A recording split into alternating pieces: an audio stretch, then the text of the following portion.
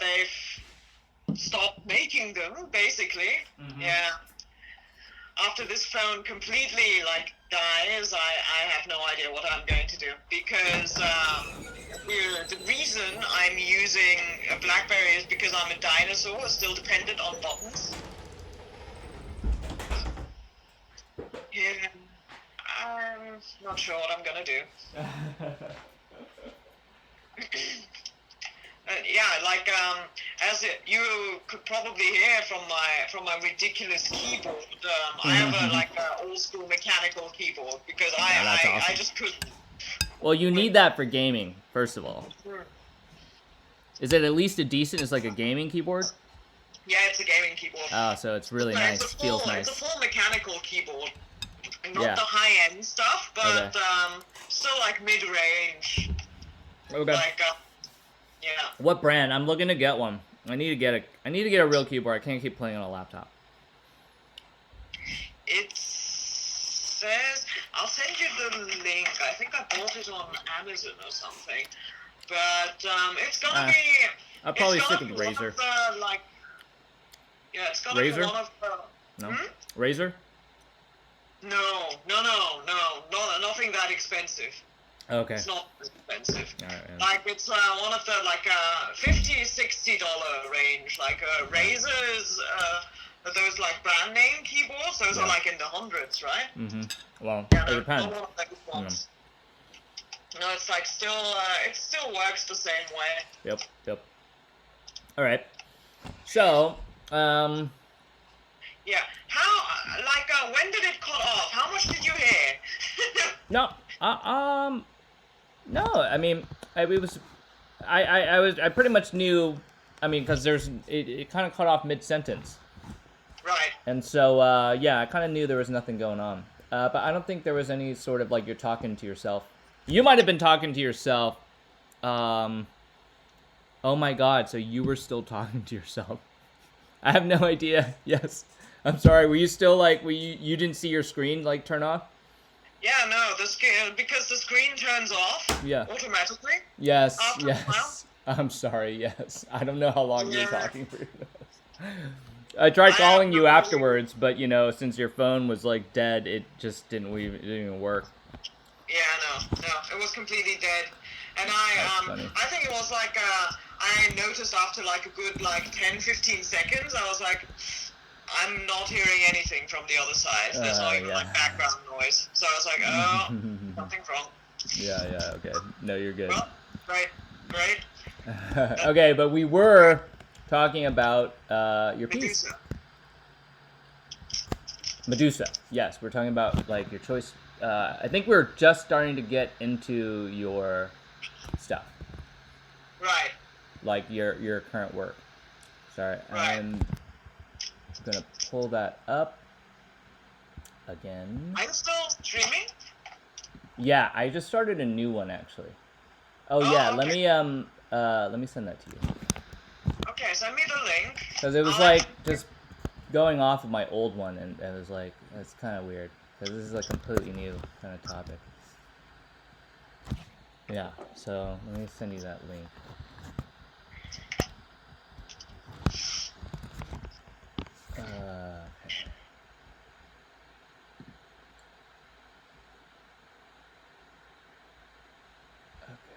Okay, let me get that to you. Yeah, okay, just send it. Should I send it? Is that fine? Yeah. Yeah, I just opened it. Is that your garage? Yeah. Yes. I mean, my makeshift lab is my garage. All right. Right. Like these are the conditions I'm working in. Oh, you've seen the conditions I work in. Oh, that's badass. I mean, it's like an open air. It's like she lives in a warehouse that's been converted to like an artist commune, and there's you like make it sound like a hippie commune. Like I'm a bad like a No, that's what makes it so cool. That's what I was like, oh man, this is like awesome. There's like it's just like it's something I've never done, right? I mean, I live in a minivan, so Right. I don't know if maybe I get some cred for doing that. But yeah, this is I've never lived in a car yet. yeah, my garage. I guess you'll see it like in. But I have these mirrors set up where I did the visualization of that slow motion cough that I sent you that came out of the head. I used these mirrors to set it up. Right. Yeah, and yeah, the particulate counter. I just have this. It's like a very complex imaging setup. So there are these Right. really expensive parabolic mirrors, which are basically spherical mirrors that are I see. incredibly well made. I think it's handmade. I'm not sure actually, but so it focuses all the light down to a point. It's made for telescopes. Oh, I see. Yeah, and so you can do this type of photography using these special mirrors that focus light down to one point, called Schlieren photography. And so the focal distance of this mirror is like 12 feet, right? So it has to be exact. It has to be exact. It has to be, most setups use like a track system to like adjust like tilt and pan and all sorts of stuff because it needs to be micro adjusted. Like I'm doing this, I strap these mirrors down to wood and I'm sticking pieces of paper under them and then moving it by hand, like these are the conditions I'm working with. What's really cool is I was able to get 3 mirrors to focus down to one point, which I don't think people have done before. Yeah, so that I can get 3 images. I can get like a width of airspace, because most like cool stuff that people have done with Schlieren photography is done in like a big institution where they can afford to buy like a freaking 4-foot radius like mirror. Not 4 foot, 2-foot radius mirror, but it's like I have to buy these smaller mirrors because it'd be prohibitively expensive, and then try to focus them all down to one point. Yeah, so that's like the science stuff of Project Human that I've been doing, like a mad scientist in a garage. That's hilarious. Yeah, you gotta just laugh at it sometimes. It's crazy. Yeah, so yes, this is my garage. The lighting is poor. It smells kind of like paint thinner. And it's just messy and gritty. Yeah. And there's just like this American flag draped over, like backlit by like a naked light bulb, fluorescent. Yeah. My overhead light is my garage door opener light. Oh no! Oh god! It's freaking hilarious. Yeah. Yeah. That's pretty good. I mean, it's you have to make it work, right? Like when I was like because when I was running Polyphone for Red, for instance, it was so hot. It was so warm that it was cooking before I could even get in. So what I ended up doing is like wait until like 3 a.m. and go out with like a flashlight on my shoulder. Yeah. Like I literally, because I needed both hands to keep the pipes in. Yeah. And keep running silicone and running chemicals. So I needed both hands, but I also needed a flashlight. So I ended up like duct taping. Yeah. A flashlight to my shoulder, right next to my neck. Awesome. You should have done it right at the top of your head. Right? Yeah. That would have been even funnier. But I was like, oh, thank God, no one is watching right now. No, that's pretty cool. That's like Predator, It's like funny. Off to like guerrilla warfare. Yeah. That's funny. That's good. Yeah. All right. Yeah. So. Yeah, alrighty, Medusa, right? So tell me about this. So you were talking about the veil. Yeah, that's where we cut off. You were talking about the veil. Right, and because you've seen the sketches that I sent you, it started out as just like a veiled woman, right? Yeah, I remember. Yeah. Yeah, and when I was working on that, when I was gathering like references and looking into like the iconography, like the history behind it, like Yeah. because I'm the type of person who's very very aware of historical baggage when it comes to images I use. Yeah. So I kind of started looking closer into it, and what really bothered me was that it's used in the kind of imagery that invokes like death and sacrifice. Is often used as like the veiled Christ or like a saint like figure, right? Yeah. Which didn't like. Like the complete veil, you mean? Yeah, the kind of just the veil, just having just the veil, right? Because I felt like the kind of that kind of saint-like figure lacks the autonomy that I want in the central figure. Interesting. Okay. Cool. Wow, that's interesting about your decisions. I think it's the detail of your veil, of just the way you're able to make the sheerness of it. That's like really hard to do. Yeah, I think you did a good job at that. And Thank you. yeah, the level of detail. Yeah, but that's one of the perks of Photoshop, though, too. Oh, did you do some of that in Photoshop then? Yeah, because you can work with layer transparency, so you don't have to worry about making the paint like semi-translucent. Yeah. Yeah. Yeah. It's things that makes it easier to work with when you're doing Photoshop, digital art, basically. It makes you appreciate kind of what the old masters had to do. Like when, we were in the height of like romanticism and like realism, that the whole goal was to draw this exceptional realistic detail. Like they could do it without Photoshop, which is pretty impressive. It's kind of like the way, I look at great photographers back in the day. Like it's like, oh man, you're doing this with film. You're doing your own light metering before every shot, and then you were developing it in a dark room by hand, and trying to do like this insane dodging and burning like with like analog tools. And I shoot a terrible picture, and then I crop it, and then I up the vibrancy and the clarity and like all this like free cheap shit that Lightroom lets you do. And it's like such a better picture, right? But then these old guys were doing this all like by hand, and it's like, damn, that's insane, right? Yeah, like if you like think about it, like the triptych we've discussed briefly, that's lithography, right? Yes. Like stone printing. Yes. So tell me about that process. That's a terrible process.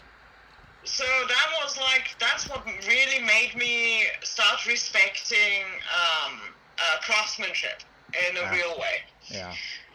Because even with painting, I was like, okay, there's some basics you have to learn, but after that, you kind of push through with intuition and experience, and even though like trying to do oil painting at first can be daunting. Like after a while, you kind of get the hang of it, and it's not that much of a physically like taxing process. You kind of get around to it, but like lithography, oh boy. Yeah, I can imagine. That's real deal hardcore craftsmanship right there.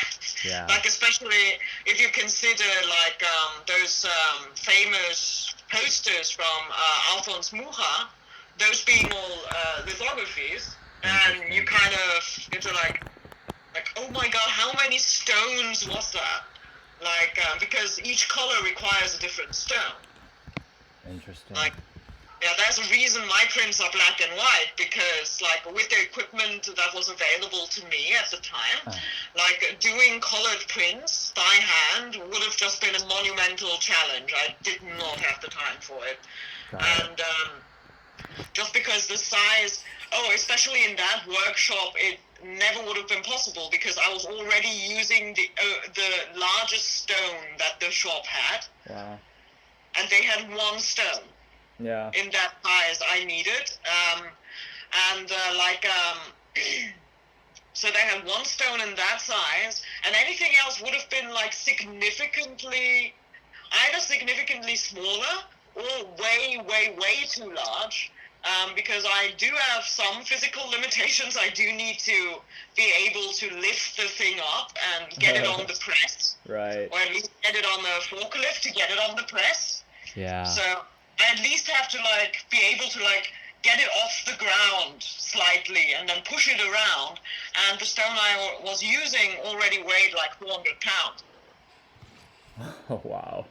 So anything larger I couldn't have gotten off the ground ever. So that was just not physically possible. Yeah. You know. Yeah. You know what I'm seeing? Like, thank you for sending this high res image. Is like, Right. I don't think the Facebook got the colors right for the eyes. Like, now I see that her eyes are like that blue, that is the same as like her snakes. Right. Yeah, that's great. I think that's a detail that the Facebook one kind of misses. Yeah, like online quality, it's not a lot of things that I did on this one on like just regular online quality, which is like 72 DPI. It's not going to show up. Yeah. I made the file very large for print quality, basically, and once it's printed out, that's right. It's a at that poster. size, Yes. yeah. Mm. Tell me about the dimensions. What are the dimensions of this? Oh, let me actually. I mean, is this JPEG the actual dimensions, or did you already scale it down? Oh, okay, all right. So I can pull it up. It should be 24 by 36 inches. Inches. Wow. Fuck, man. Your computer must have been running so slow. It was okay. As I said, like my RAM is really, really decent on this. And the thing that Photoshop eats up the most, especially on a Windows computer, in my experience, is RAM. Yeah. It just eats through RAM, especially when you. But I think also the reason I can do that kind of stuff is because I work from scratch. It's less about technical processing power and just about straight up drawing, right? Yeah. So as soon as I do like fancy stuff like FX filters, it screeches to a halt. I can't do anything like that. But like just regular hand drawing is not that taxing on the system. I think right now when I'm just drawing stuff, let me see. Oh, yeah. But even when I'm just drawing stuff, it's already eating up like 75% of my RAM. Oh, God, yeah. And I'm like, Yeah. I really need a new computer, mate. Like, totally. this is starting to get like, this is not even funny anymore at some point. You're like, oh, God damn it. But, what I wanted to have in the central figure, in all the central figures too, in the other like poster figures too, I always want the central characters to have autonomy and agency. I want them to communicate strength. I mean, I was gonna comment about her expression. That's what I love most about it. This piece is her expression. You know, it does command that sense of like. And just the fact that she's looking down on you, you know, right? It's like it has a commanding power. Of it's the expression that really got me on this one. Yeah. Yeah, I want that to be like I don't want them to be like because it's primarily women. Especially in the Art Nouveau type posters. Interesting, yeah. Wait, is that an Art Nouveau kind of thing, or is that just yours? It is an Art Nouveau kind of thing. Because it's usually like the famous posters of the time, and that usually invokes the kind of sense of Art Nouveau. Yeah. Especially from Alphonse Mucha, is usually heavily beautified women. Female figures. Yeah, I mean, when I think of that classic. I'm just gonna pull up some stuff so this stream can see. Yeah, go ahead. Yeah. This is So art midday. it's basically women. It's also because it's primarily European art. It's also Caucasian women, and that's what I try to change up a little bit. So I'm gonna have one poster that has a Caucasian or like slightly ambiguous ethnicity. And one is going to be of much darker skin tone, and this one was more of an Asian kind of skin tone. Oh yeah, and all of that, almost like 90% of that Yeah, is women. just Alphonse Mucha. Oh, really? Yeah. Oh, yeah, I see it. He's an Yeah. artist, right? Alphonse Mucha. Yeah. Yeah. I like. It is such a unique style. Mm-hmm. It's very And he was a very sometimes politically active mural painter interesting. in his country as well. Yeah. There are a lot of like, yeah, there's a Yeah. lot of like great murals and great drawings, incredibly talented artist, and just look at how detailed His stuff is. his Yeah. are. It is Yeah. insane, right? I was looking at just some of this. I mean, this. I need to see something higher. But yeah, just looking at this pattern of this piece, I was like, wow, Right. it is incredible. And so that is what is so impressive about like yours, is that I'm like doing like zooms on the detail now, like just doing like all these like little buttons for the. That, I mean, Photoshop probably helped with that, right? Did you? Yeah. I'm hoping Yeah, you did that a lot helped of a lot. Photoshop, Like, right? Yeah. yeah, if I'm gonna use Photoshop like capabilities for something, it's some Yeah. things like that. That's Yeah. just gonna be like the same thing over and over Yeah. and over and over again. Doesn't that give you like appreciation for like George Seurat? You know, like the fact that he did that like each point on his own with a freaking paintbrush. Right. It's like, I mean, I do have great appreciation for it because I've done similar work as well. really, that's insane. That's the stuff I can't do that. Yeah, it's like I haven't done it in like paintings because for me painting is it's a more fluid, intuitive process. So I work in like planned out layers and do old school like oil painting. Yeah. But like pointillism like that, nah. But what I did do is do just basically just ink drawings with a quill, and sometimes those would A be quill? like. With an Wow. inkwell, and you just dip the tip in, Wow. That's right? Like, crazy. yeah. Wow. And so like I did a pretty large series of drawings, like 60 of those, and some of them, the largest one was I think like almost 10 feet high. 10 feet high. Wow. Yeah. Ink?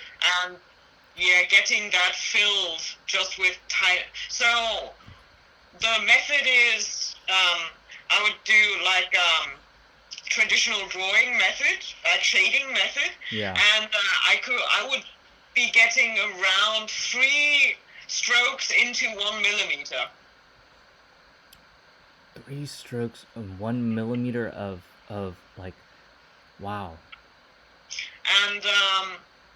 And each stroke would be like maybe a quarter of an inch long. So I would be filling the entire piece of paper, 10-foot high paper. Yeah. With strokes like that, and darker areas require up to like 6 or 7 layers of those strokes in different angles.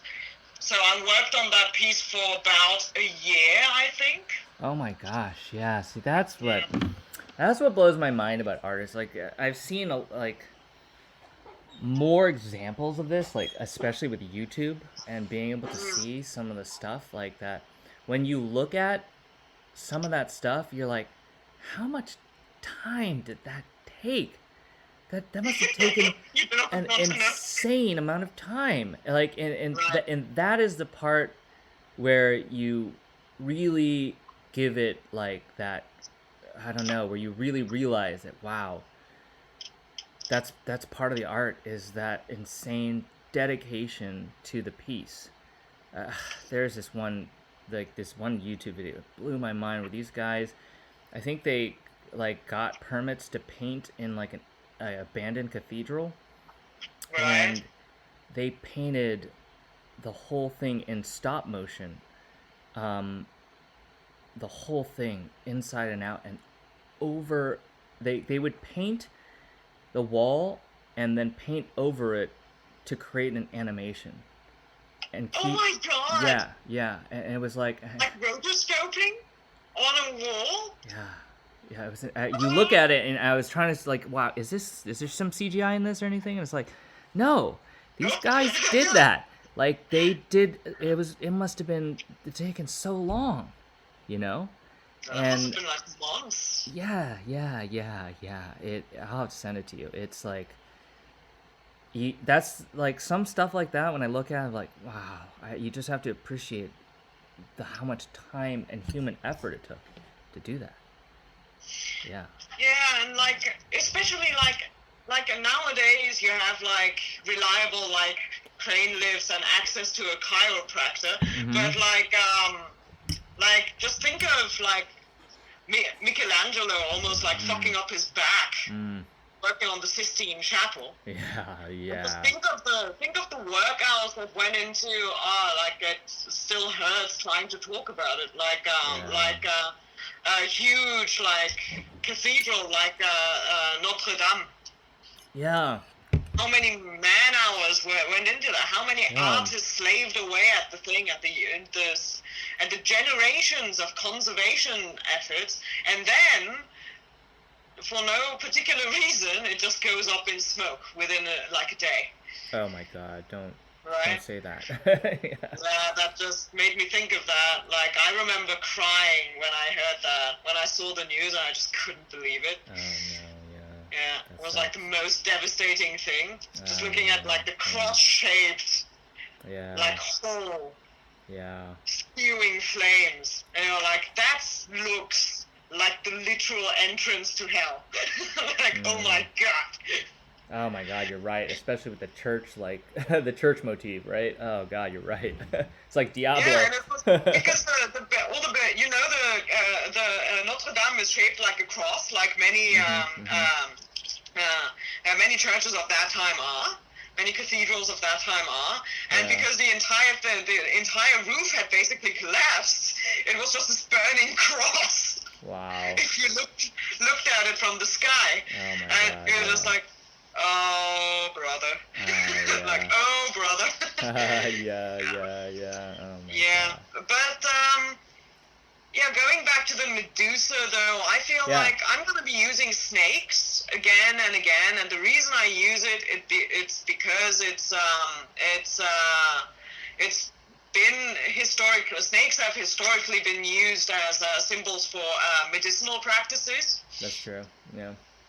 And I tend to lean heavily into Greek mythology because I just love Greek mythology. Okay. Yeah, is that what the planets? I see. It looks like Mars. Well, that's Mars and the sun. What is that? No, it's the sun and moon basically. Oh, like a blood moon. Yeah, but you could also read it as like Venus and Mars too. Right. Yeah, that I was trying to figure that out. The only thing that's I wanted to point towards is like opposing, like contradicting elements interacting or like coexisting. Which I always feel is basically what humans are. Well, say that again. Say that again. Because I feel like that's basically what humans are. Like human being consists of contradicting tendencies, coexisting and interacting with each other. It's a sort of pull and push that contradictions do, like rationality and animal instincts, for instance. Yeah. like what makes human beings unique, I think, is that they have, due to weird things going on in the brain and the psyche, that they have so many contradicting elements within themselves that they have to consolidate. Yeah. Maybe that's why. I mean, that's really interesting that you say that, and it's very true. It's like we are like a basket of contradictions, but almost like dualities are Right. like dual, like it's just it's animal instincts, it's irrationality, it's come on, Jason, it's yeah,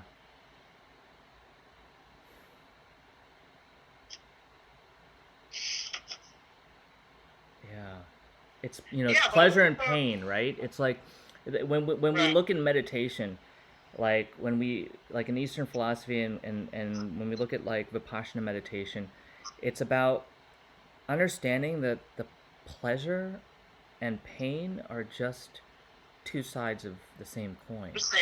Yeah. right? And that neither is good or bad, and that And yeah, it's order and chaos, mm-hmm, and mm-hmm, it's also like a yin and yang, male and female, right? yeah, One side cannot exist yeah, without the other, and yes, I feel like it. I'm not sure how much of that can be said is true in nature, but yeah, within within the human mindset, there is an endless struggle to find a balance between um, two contradicting elements, I feel. mm, hmm, hmm, hmm, hmm, hmm. Yeah, and maybe that is why we value balance so much, because that is essentially what the brain is trying to do, is try to Right, find the balance between pleasure and pain. Too much pain right, is bad, too much pleasure is also bad. right, And we're constantly, our neural network of a brain is constantly trying to find the sweet spot in that right, balance. And we're trying to balance everything. And that is all, we're just right, balancing machines. We just try to balance everything out. And I think when we get into trouble is when we get out of balance. And that is all part of Eastern philosophy too.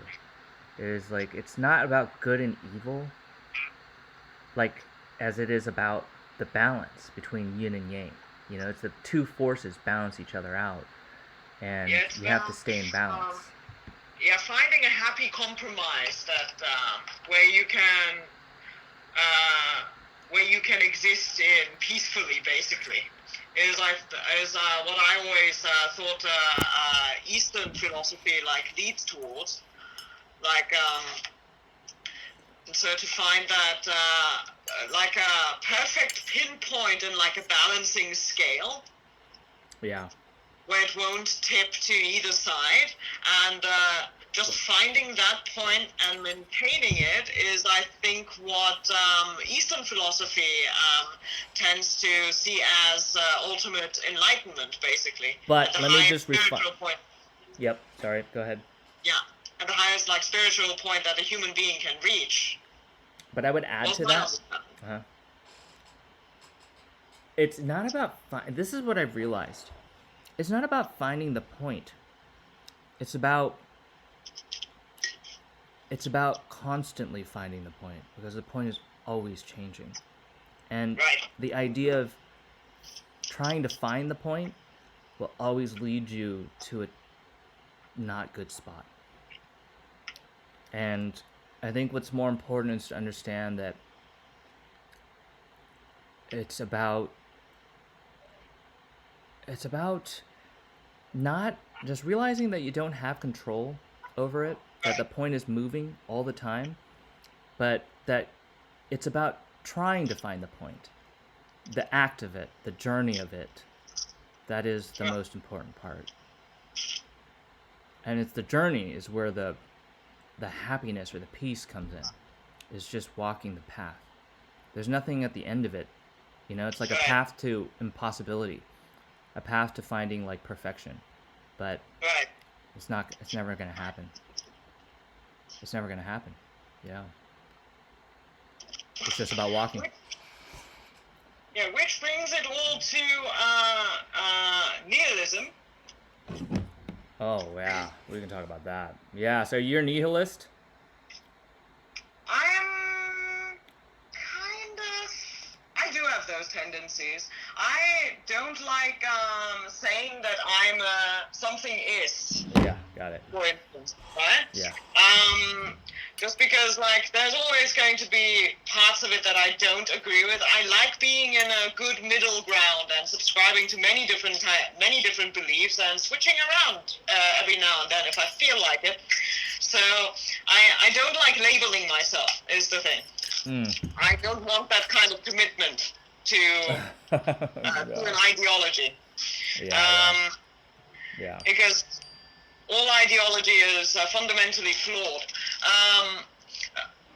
But like with nihilism, is especially the kind of nihilism that Medusa sometimes symbolizes. Yeah. I think is like representing paralyzing truth. Like the truth of nihilism is that everything is meaningless, basically. Yep. And I think like when Medusa is used as a symbol of that, she sort of embodies that truth. Interesting. I didn't think about that. Because like you literally turn into stone when you look into her eyes, right? That's right. Yeah. And that's, I think, like a lot of people, a lot of the time when people are confronted with the idea of nihilism, and not just glance over it, but actually think about it and try to incorporate it into their own belief system, the first thing they feel is like this sort of paralyzing helplessness. And I think the kind of connection to Medusa becomes very, very clear in that. And but I always think, especially in times like this, it's very important to confront reality with as little illusion as humanly possible. Yeah. Interesting. However paralyzing it may be, because like you do have to come to in order to make progress and in order to overcome the hardship, you just have to get to a point where you fully accept that you're like irredeemably fucked. And I think, and I think we hinted on this in a previous conversation, but I think that I agree, right? And I've been a nihilist before, and not really. I've been like an existentialist,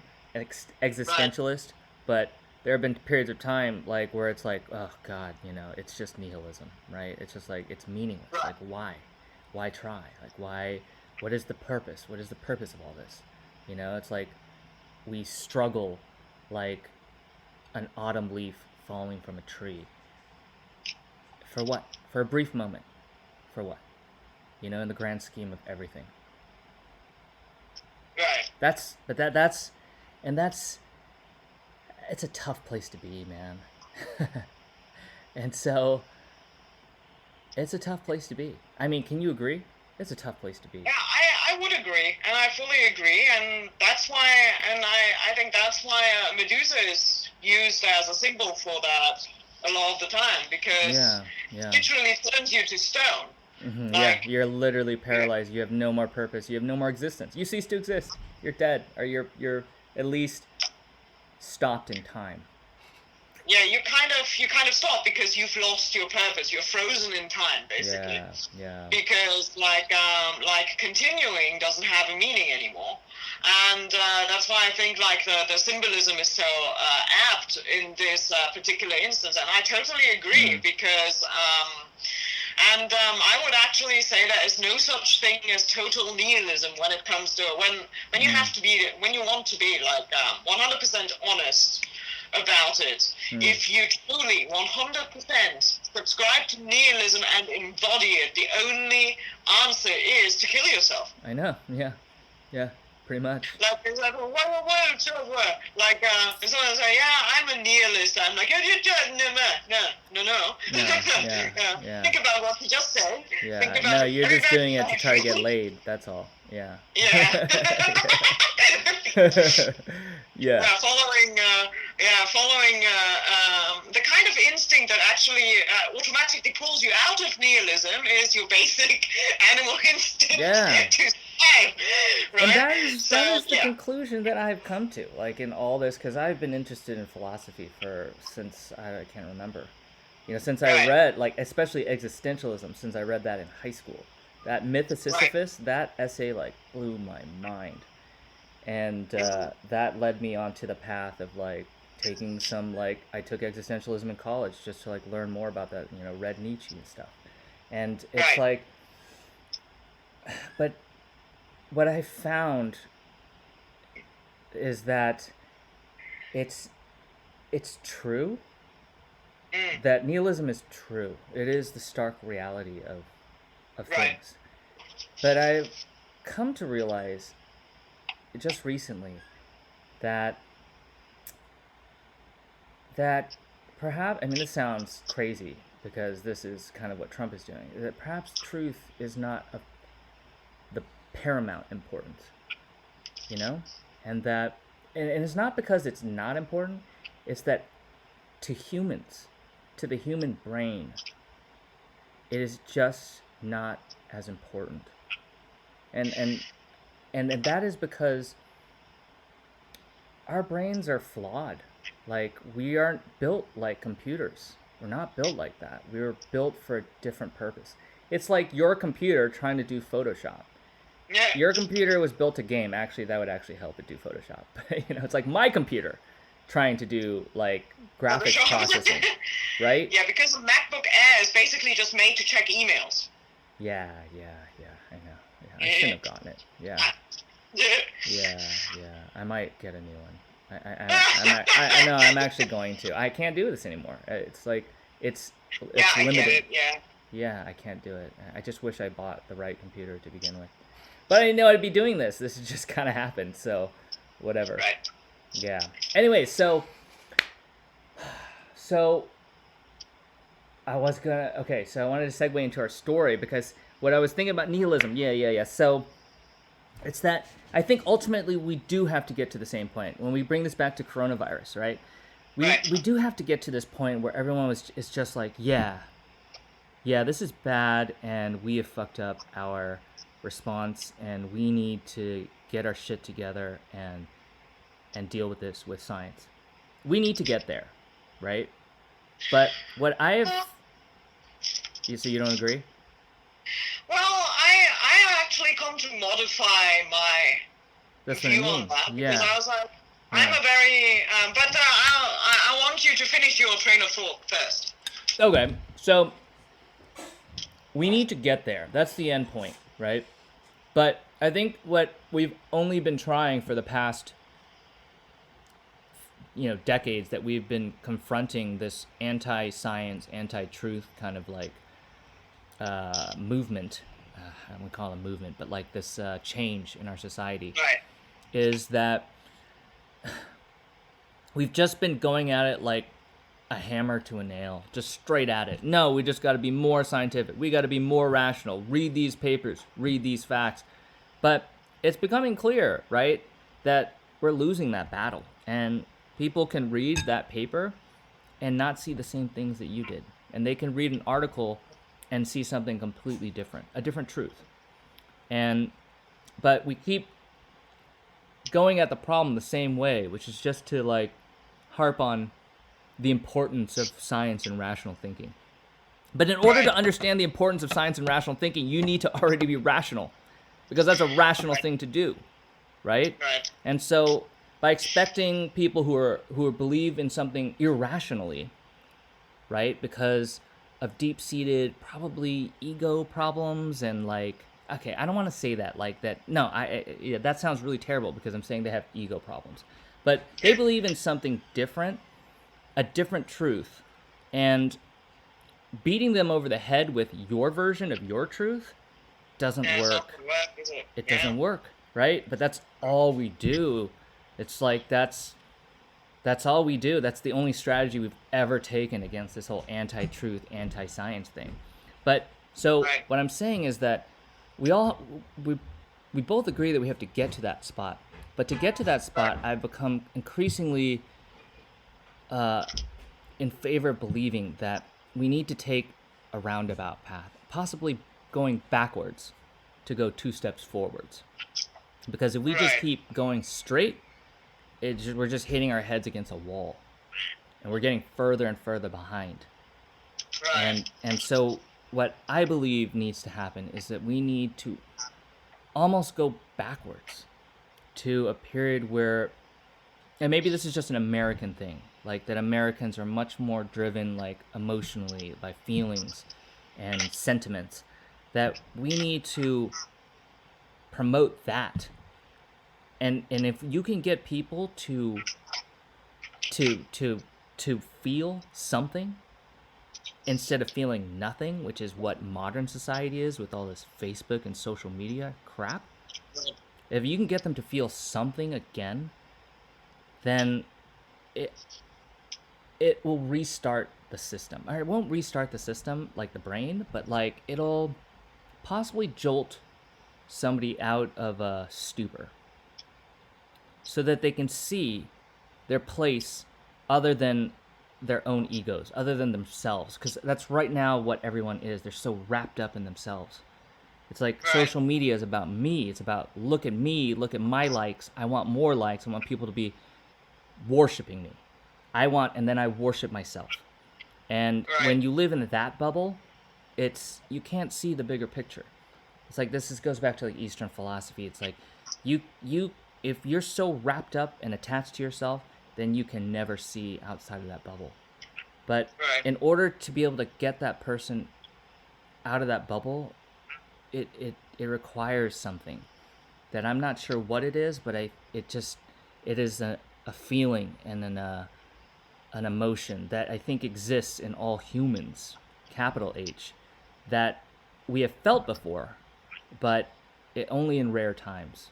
And that is the stuff where you look at the times in history where we have done amazing things, like the civil rights movement, like things like that, right? That drove us. There are periods in time where we were driven by something that was not self-oriented. And if we're going to get back to that time when we can listen to like reason again, because we're not so wrapped up in like how this affects our own egos, then we can talk about rationality again. But not until then. Right? That's at least how I've not not until then, but it's like only then is it going to actually sink in. I do. So I do I do agree. I've kind of modified my view on how information is relayed, especially among people who are not academically inclined and rationally inclined. Yes, right. What bothers me about my modified understanding is, okay, people react emotionally, not rationally, which is, haha, surprise, surprise. Yeah.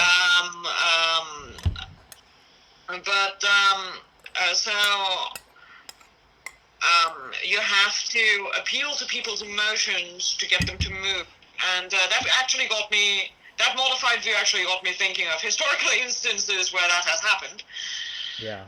And which is so. Yeah. I know a lot of good causes have rallied people up to self-sacrifice, to think of the greater good, to come together as a community. Recently, Hong Kong protesters, right? Right, things like that too. But there's also the other side of things, because contradictions and so on and so forth. The people who have relied on emotions of the common people most reliably throughout history are actually military dictators Yep. and nationalists Yep. who Trump have also. committed incredible atrocities. Yep. I think that is how it is mostly used, right? But like we were talking about technology, that in itself, like that emotion or maybe that feeling is not in itself good or bad. It is being used in good and bad ways, Right. right? And so I think definitely in periods of history, I think it is more used in bad ways than in good. Mhm. But it does not mean It can be used for good. yeah. And that is I think that is the secret is that it has been used for good. And there are examples of that. Right now, the Hong Kong protesters, right? Right now. Well, And that it's not the thing itself is neither good and bad, just like technology is neither good and bad. It can be used in good and bad ways to do good and bad things by humans. I mean, and then we can go into whole like the ideas of good and evil and good and bad, but it's what I'm saying is that just because it has been mainly used in the past and it's being used right now by Donald Trump, right? yes. But it doesn't mean that it can be used in different ways, in better ways. So, yeah, so what I've been thinking actually is with the very larger than life propaganda images, I'm starting to doubt those a little bit, to be Okay. perfectly honest. Because not only so they do convey a very specific message, and that message can be a good one, definitely. Yeah. But just because of the aesthetic and because of the general skepticism about establishment going on in the current climate, I don't think people are going to respond very well to it. Are you talking about to like patriotism? Mm-hmm. Well, see, I think patriotism is something different from government. Yeah, but I don't think like it's a different thing of feeling a certain amount of patriotism and then being reminded of that patriotism through propaganda imagery, because that propaganda imagery invokes feeling of government.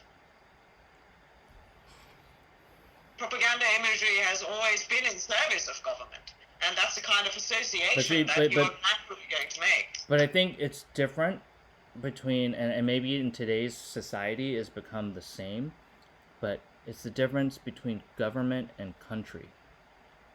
And so patriotism is about country, which I agree, like in recent times means government, means like straight up our government, like the White House, right, is patriotism, right? But, like these old folk songs, like this land is your land, this land is my land, blah, blah, blah, and like my country 'tis of thee, is like that patriotism, like the original patriotism and what patriotism means is of a belonging to country, and yeah, you're right, maybe that is the problem, is that I think that is exactly what the problem is that we've separated that out. We've combined country and government together, and such that when we see a terrible government, we think that our country is terrible. Yeah, because the kind of distinction you're making between country and government is a quite nuanced distinction that not everyone is going to make. Like, yeah, I agree. I can imagine that a large portion of the population will never make that distinction. And I am very aware of the kind of distinction you're talking about, because Right. I have many nationalities. That's right. Basically. I have That's many right. like intermixed national identities, and I'm very aware of the kind of feeling of belonging that you have to a country or culture being completely separate to your nationality or government. Yeah. Right. So, but not everyone has this distinction. But I mean, that is the original point and meaning of patriotism. I think And so, but your fear is that it will be misconstrued as like government propaganda. It will either be either people are going to be put off by it because it invokes government propaganda too much, or they'll see it as a parody and won't take it seriously. That's sad. I mean, that is so sad. So what I was thinking. So I am actually leaning more and more towards your idea of a story, because the kind of propaganda or the kind of idealism and ideology people don't have an aversion to is that of an archetypal story. The success of the Marvel of the MCU. I love Marvel. A perfect example of it, because people are still willing to consume that kind of an archetypal hero story because they see it. They don't take it as seriously as government propaganda. Yeah. They fanboy behind it. They take it more seriously than real ideology or government. They are. They feel like they have the freedom to take it seriously because it's made of characters, right? Yeah. So I'm liking that idea more, and it's a much more nuanced approach to communicating an ideology. Yeah, it's not as heavy. Propaganda posters. It's not as heavy-handed for sure. Yeah. So I'm really liking that idea. Really? Yeah. Oh, that's great. Yeah, I was like really into it, and then I thought about, fuck it. You know, let's just talk about it. So let's just go into it. Okay. So let me just pitch you what was going through my head. Right. When I was thinking about this. Okay. And wait, so first of all, you mentioned MCU. Have you read comic books? Are you a fan? So I didn't grow up with them. I'm not a huge comic book fan. Yeah. I did read a couple of like choice pieces. Like I read all the Frank Miller Sin City. I read Batman Year One. I read the Watchmen. Dark Knight stuff, Arkham Asylum, and Alan Moore. I read Watchmen, V for Vendetta. Yeah. Watchmen was great. That kind of stuff. Okay, so you're familiar. Comic books. No, you're familiar with comic books and the style. Yes, I am.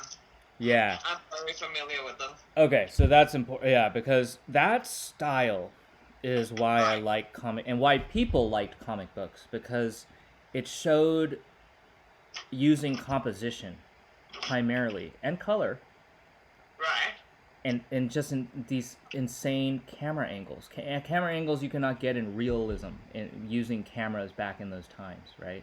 Like angles. And nowadays with CGI we can do anything, right? But that's why anime was so amazing too, like Akira, right? Because they were doing stuff with camera angles, you know, that were impossible to do in real in cinematography.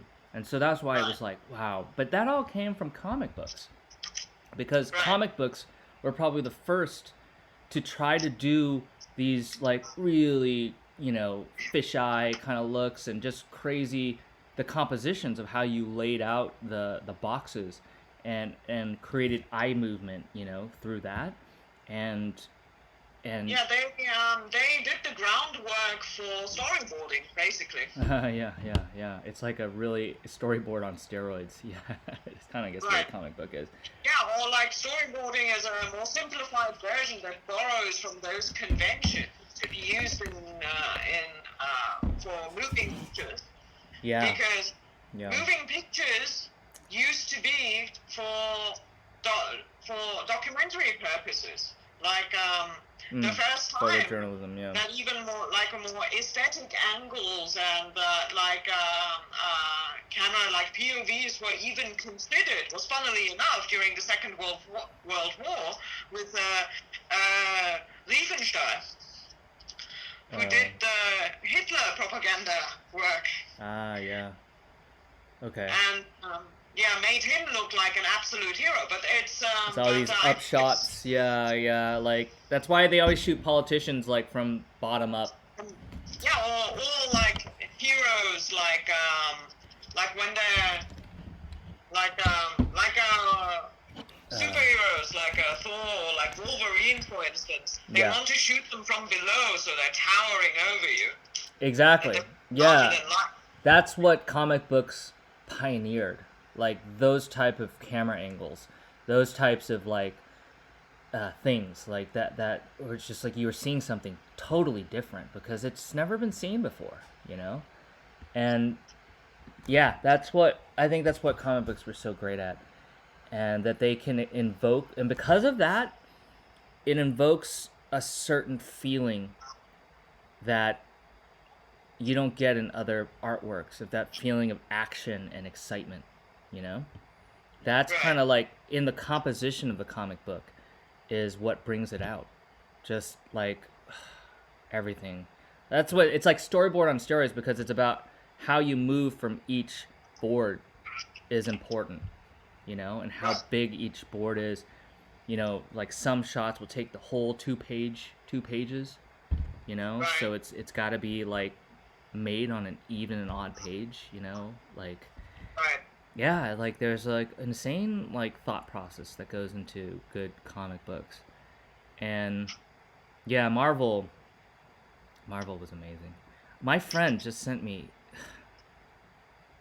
I haven't talked. Yeah, I got like she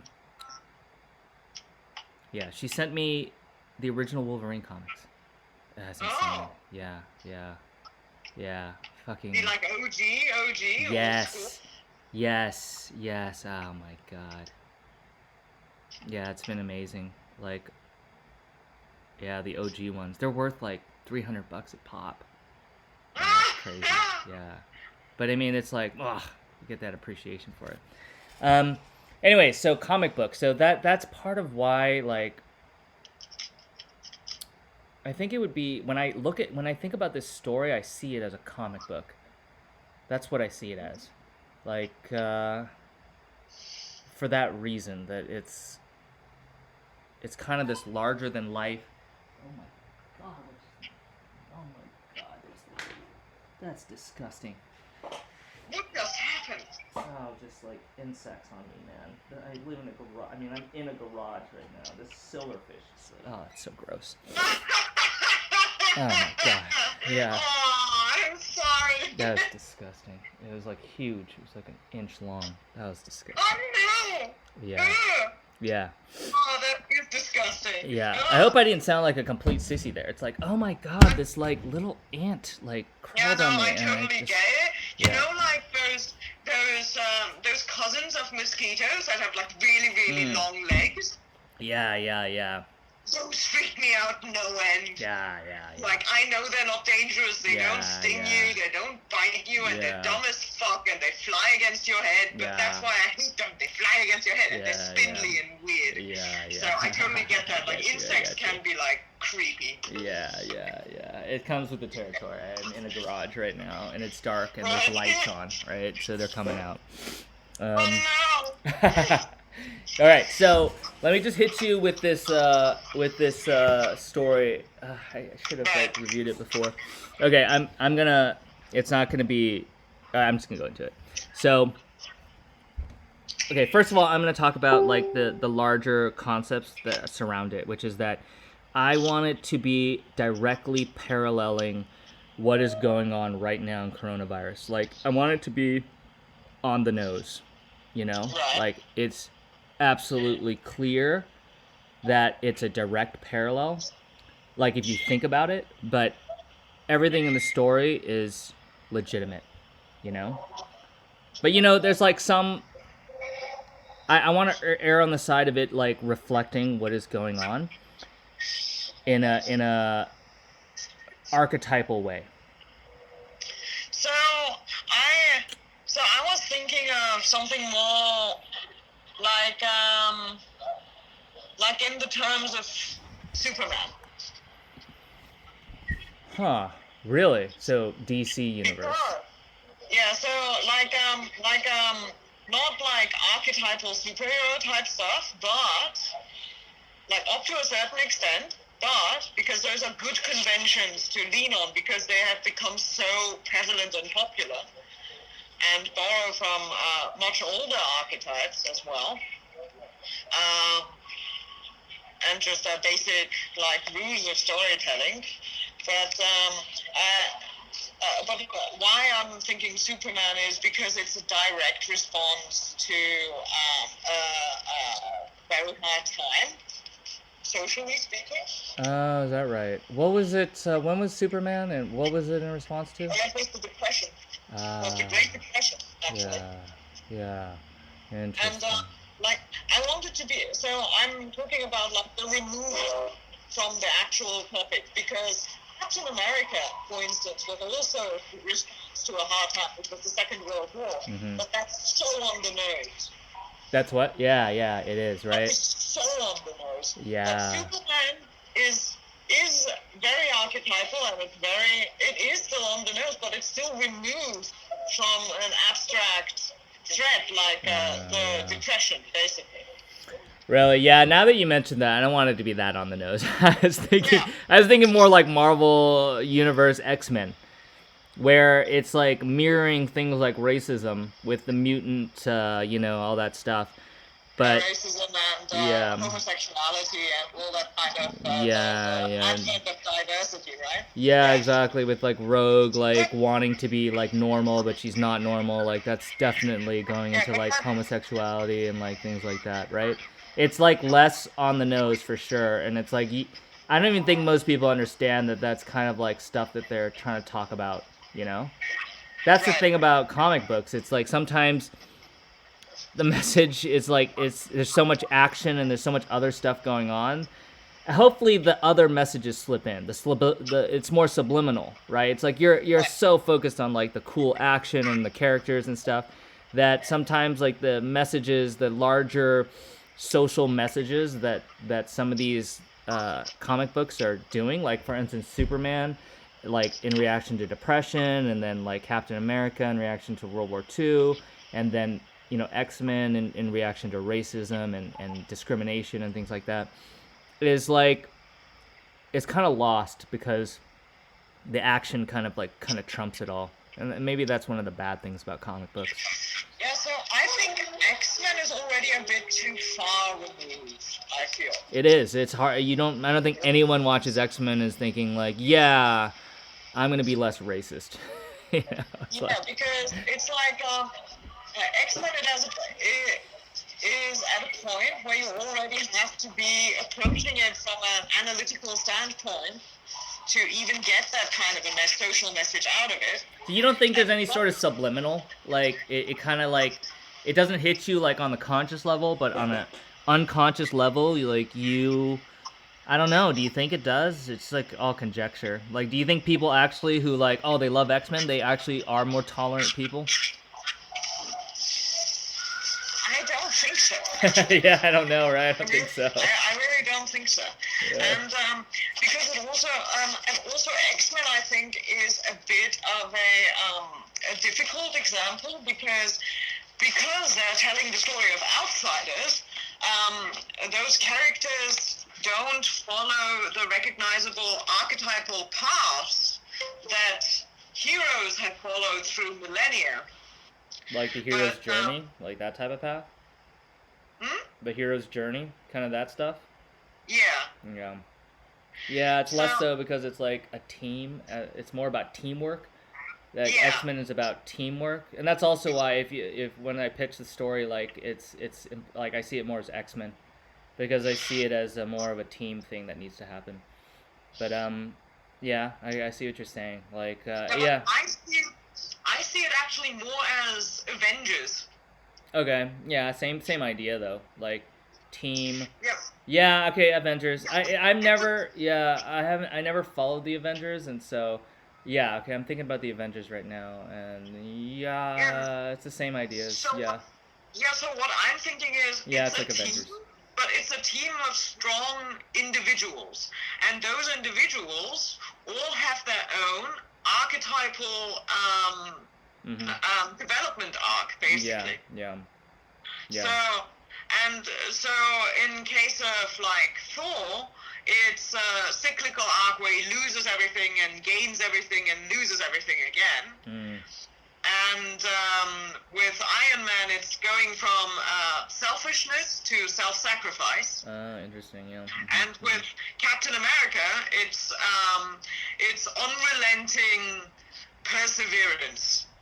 Yeah, that's his power, and then it goes. But you know, at the end of Avengers, he becomes like a more, you know, he starts sporting that mustache, you know, that gritty look because he's like learned. No, but the thing is, he remains unchanged. No, throughout.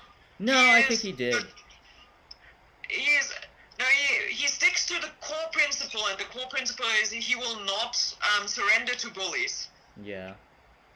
He will not surrender to an outside force. He will always maintain his own agency, and he sticks to it incredibly stubbornly, no matter the cause. And that's what makes him such a reliable character. Yeah, because you always know what he's going to do, and you always know that you can rely on him to do something. That's true. Yeah. Okay, so that's interesting. So his core, and just like Iron Man's core principles never change either. He's like the science guy, right? And like Captain America is the leader, and his core never changed. But he did, like, they did try to show in Avengers, at least the movies, because I never read the comic books, that like his leadership style went from like, you know, like a top-down, like 1950s leadership style that just didn't work to like a different one. Like he adapted his own style for the team. Well, you know? No, I actually think I never read the comics either. I'm purely talking about the movies. Yeah. Okay. Because I've watched all the movies leading up to Infinity War. Yeah. And Endgame. Wait, you haven't watched those? No, I have watched every movie up to Endgame. Yeah. But I've never read any of the comics. Yeah. But the thing is, like, if you think about it, he never changes. He starts from a weakling who will not surrender to bullies. Then he makes a brief physical transformation when he goes from weakling to super soldier. Mm-hmm. But then he just ends up fighting against the ultimate bully, which is Hitler, and Hydra, basically. And then, even though the time has changed and he has become displaced, he still remains the same. Basically, he's always fighting against bullies. And the thing about him, like, he's not changing his beliefs when he's saying when he goes against Zarkovia, he's just saying, no, those are rules being imposed on us by bullies. So I'm not up for it.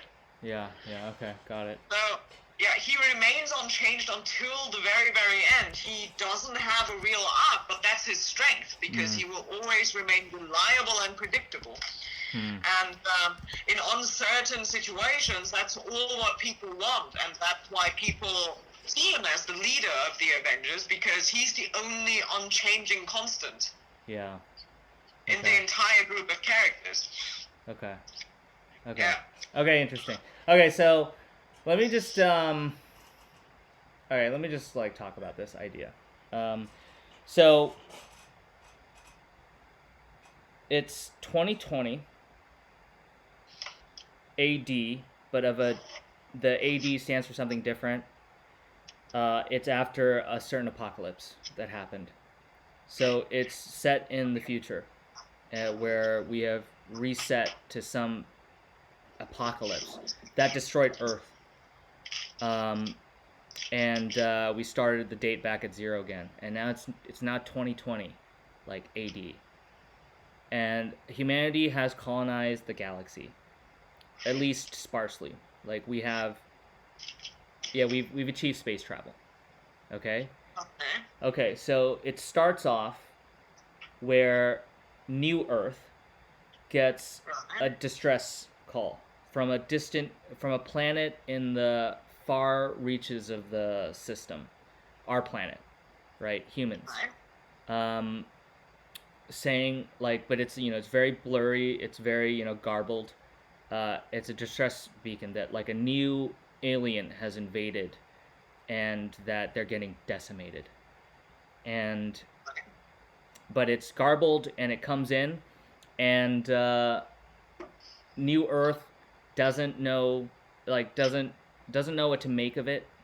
Is like trying to get information from it, but all the radio signals have now been blocked off. Like they have no more contact with that quadrant, and they don't know what to do. They this detail's not worked out, but basically I want the same concepts of like America is like New Earth, and like that distant planet is China, and we get kind of like a distress call, but it's not heeded well, and America kind of like equivocates and just like doesn't our New Earth doesn't take the right actions, right? And then like a ship comes from that planet, like appears with the leaders, what's left, of the leaders, and they come. Okay, and then they come to New Earth, and they say, yes, that like the communications were taken out. The aliens are not, that dangerous. They're fine. But these guys have already been assimilated, right? They're like they represent kind of like how the virus was then transmitted to different parts of the country, different parts of the world, like in these like ships from this planet, and but everyone's already assimilated. They're already, quote, in this coronavirus, they're infected, but they look and act like normal, so nobody knows that they're infected, but they're let in, to New Earth, and allowed to meet with our president and infect them, and so they start infecting each world that they enter, and they enter through this kind of like, they come in and they say, oh, it's not like the aliens aren't that bad, yada yada yada, and so they start spreading these concepts. That's why, I mean, it's like everything that's going to happen in the story is hopefully going to try to parallel everything that happened in coronavirus. But so I've been thinking, because you've sent me like a rough, yeah, that's part of it, right? Of the story, right? Yeah. So what I've been thinking is, okay, like the threat is alien in origin. Yes. But an alien we don't understand. Yeah, but wouldn't it be like, it could ultimately turn out to be alien in origin, but wouldn't it be more interesting to not know that it's alien in origin at the start? Yeah, possibly. Yeah, like so, because like to parallel the crisis as much as possible, it's better to cast doubt on the origins of the thing. Yeah. So it's a distress beacon, not that it's aliens, but that it's like they're under attack, or like something wrong. No, because and I also feel like the story should primarily take place on the planet that's being infected. Like, I feel like it's more interesting to show the paranoia spreading, the doubt. Oh yeah, spreading. It will focus on New Earth, but like the story opens, that China is basically, the idea is that China like voices a warning, and then they also send they're what seed the virus, the aliens, like to the rest of the other planets. Each planet kind of represents like probably a sector. Like America's New Earth, and Europe will probably be some other planet, and so instead of countries, they're planets, and so it is a mirror of. Yeah, it's a mirror of that, but basically the story will focus on New Earth, on America, and how America handles it. But why not set it on Earth in the first place then? Why split it off in planets? I don't know. It's just like it's like a sci-fi thing. So okay, fine. Like how would it be? so they would show up on a plane, and I don't know. Yeah, I've always seen it as like this planet thing, and it's like I don't know, or else it then becomes way on the nose. You know, you know what I mean? Yeah. So Yeah, but it's still on the nose, even if you just replace it with planets. yeah, But the yeah, thing is, but at like, you're least not already that bad. setting it in an alternate, let's say it's an alternate reality, Yeah. right? It's So, a future. It's a future. Post apocalypse. 2020 post an Earth like World War III, whatever that reset our date system. okay. You So know. what just came to me? What just came to me? How to introduce interstellar travel? So, because I'm also concerned about world building. And interstellar travel and interplanetary colonies complicate world building. How are you going to explain this world, this society effectively to an audience, and how are you going to make it relatable is the question for me.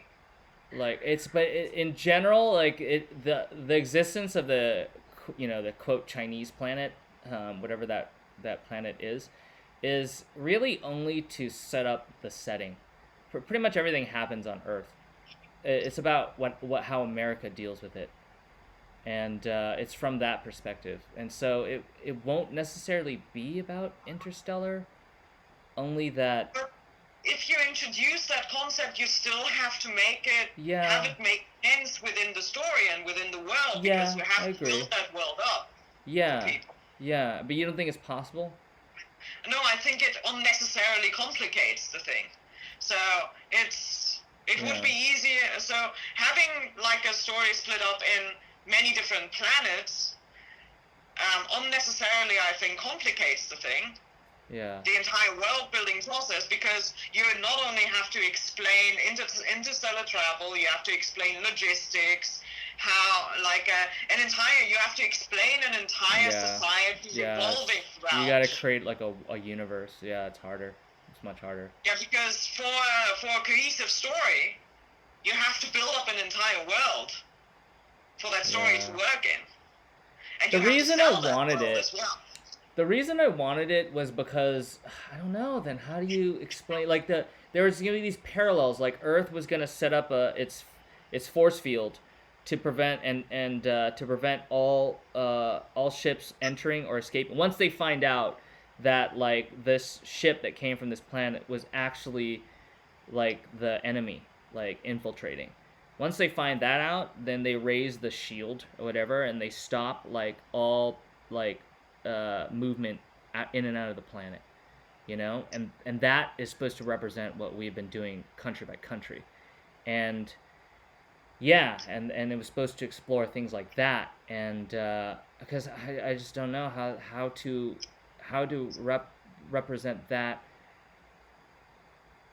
in Earth kind of way. Like I don't know. Yeah, so that's the thing. It's like the space stuff kind of gives you like these, at least in my mind, like these concepts of like that the virus got to us on, instead of airplanes, they got to us on spaceships. But it's the same way. It came from a planet which represents China, on a ship to New Earth, which represents America, and also to other planets, but disguised.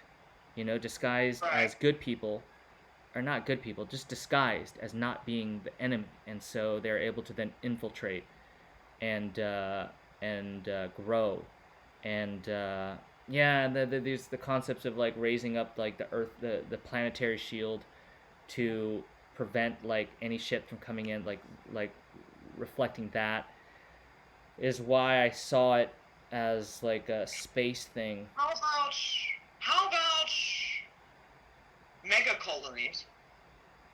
In one planet, like so, like what would be the equivalent of what we did was stop movement between borders, like make every country separate, divide and conquer, kind of like what the enemy's done, which is divide us, like cut us from each other. I wanted to like, I wanted that to be an analog. I want pretty much everything to be analogous to something in this universe. Okay, so let me run something by you. Think. Okay. So let's say it's an alternate future, not too far in the future, actually. Let's say it's an alternate reality, Okay. alternate version, which diverges off after the moon landing. Okay. There's been more, and after people seeing the event like the moon landing, they've realized we can achieve so much with technology. Let's run with it, right? And somehow they've come to a point where the country's already started like isolating themselves in some way. So every country is now they are self-sustaining, technologically advanced. Okay. And the population, but because of that tendency, the large part of the population lives in almost isolated mega colonies with only regulated travel and trade with other nations. What do you mean, like biospheres or something, or? So it's going to be enormous cities with enormous skyscrapers. Okay, like Neo Tokyo, like in Akira. Yeah. Okay. But like on a huge scale, so that what can we say? Like 50 or 100 million people live in that city. Yeah. Okay. Yeah. But everywhere outside, you say it's a kind of an apocalyptic situation. Let's say there's been like a crisis in resource management. So people had to pull together into those self-sustaining communities. In those relatively geographically small communities, right? So they've come together in like micro-planets, basically, on Earth. How are you seeing this visually? Visually, I see it like abandoned cityscapes. So are they physically disconnected? They are like almost physically disconnected, with only regulated trade and travel. Okay. But so like why? Like why would why would it be less? Why would it be more separated than it is, like in, like today? Like it sounds like these mega colonies are somehow structurally less permeable than even today's society. Is that true? It would be, more or less, but it would be still more. It would be still more permeable than an isolated planet. Yeah. Oh, but it's okay. But let me ask you: how do you like reflect this concept of like, okay, we cut off, each country cut itself off from every country, and it became an every country for itself kind of thing? I would say mostly visually and through world-building exposition. Yeah, but like in response to like somehow in the response to the enemy, like we started isolating like parts or groups of each other. In this case, like in coronavirus, we isolated country by country. Like the EU just like broke up. It's like it became Germany. It just became like, I'm not exporting anything, and it's like everyone first of all just literally cut off their air borders, like no more flights. And we became, the enemy isolated us. That's one of the reasons why it is doing so well, But what I feel is we've already had been isolating ourselves, and the enemy just exacerbated it. Yes, yeah, I agree. So the key thing I think archetypally about this enemy is that it is kind of what we're talking about, like it can hide within our ranks, and it is, I see it as like a gas kind of like entity, like an alien that like kind of materializes into like a human form and then can materialize into, actually I don't know, but anyways, like gaseous. But that the key thing it does is it divides us, because that is what I see coronavirus doing.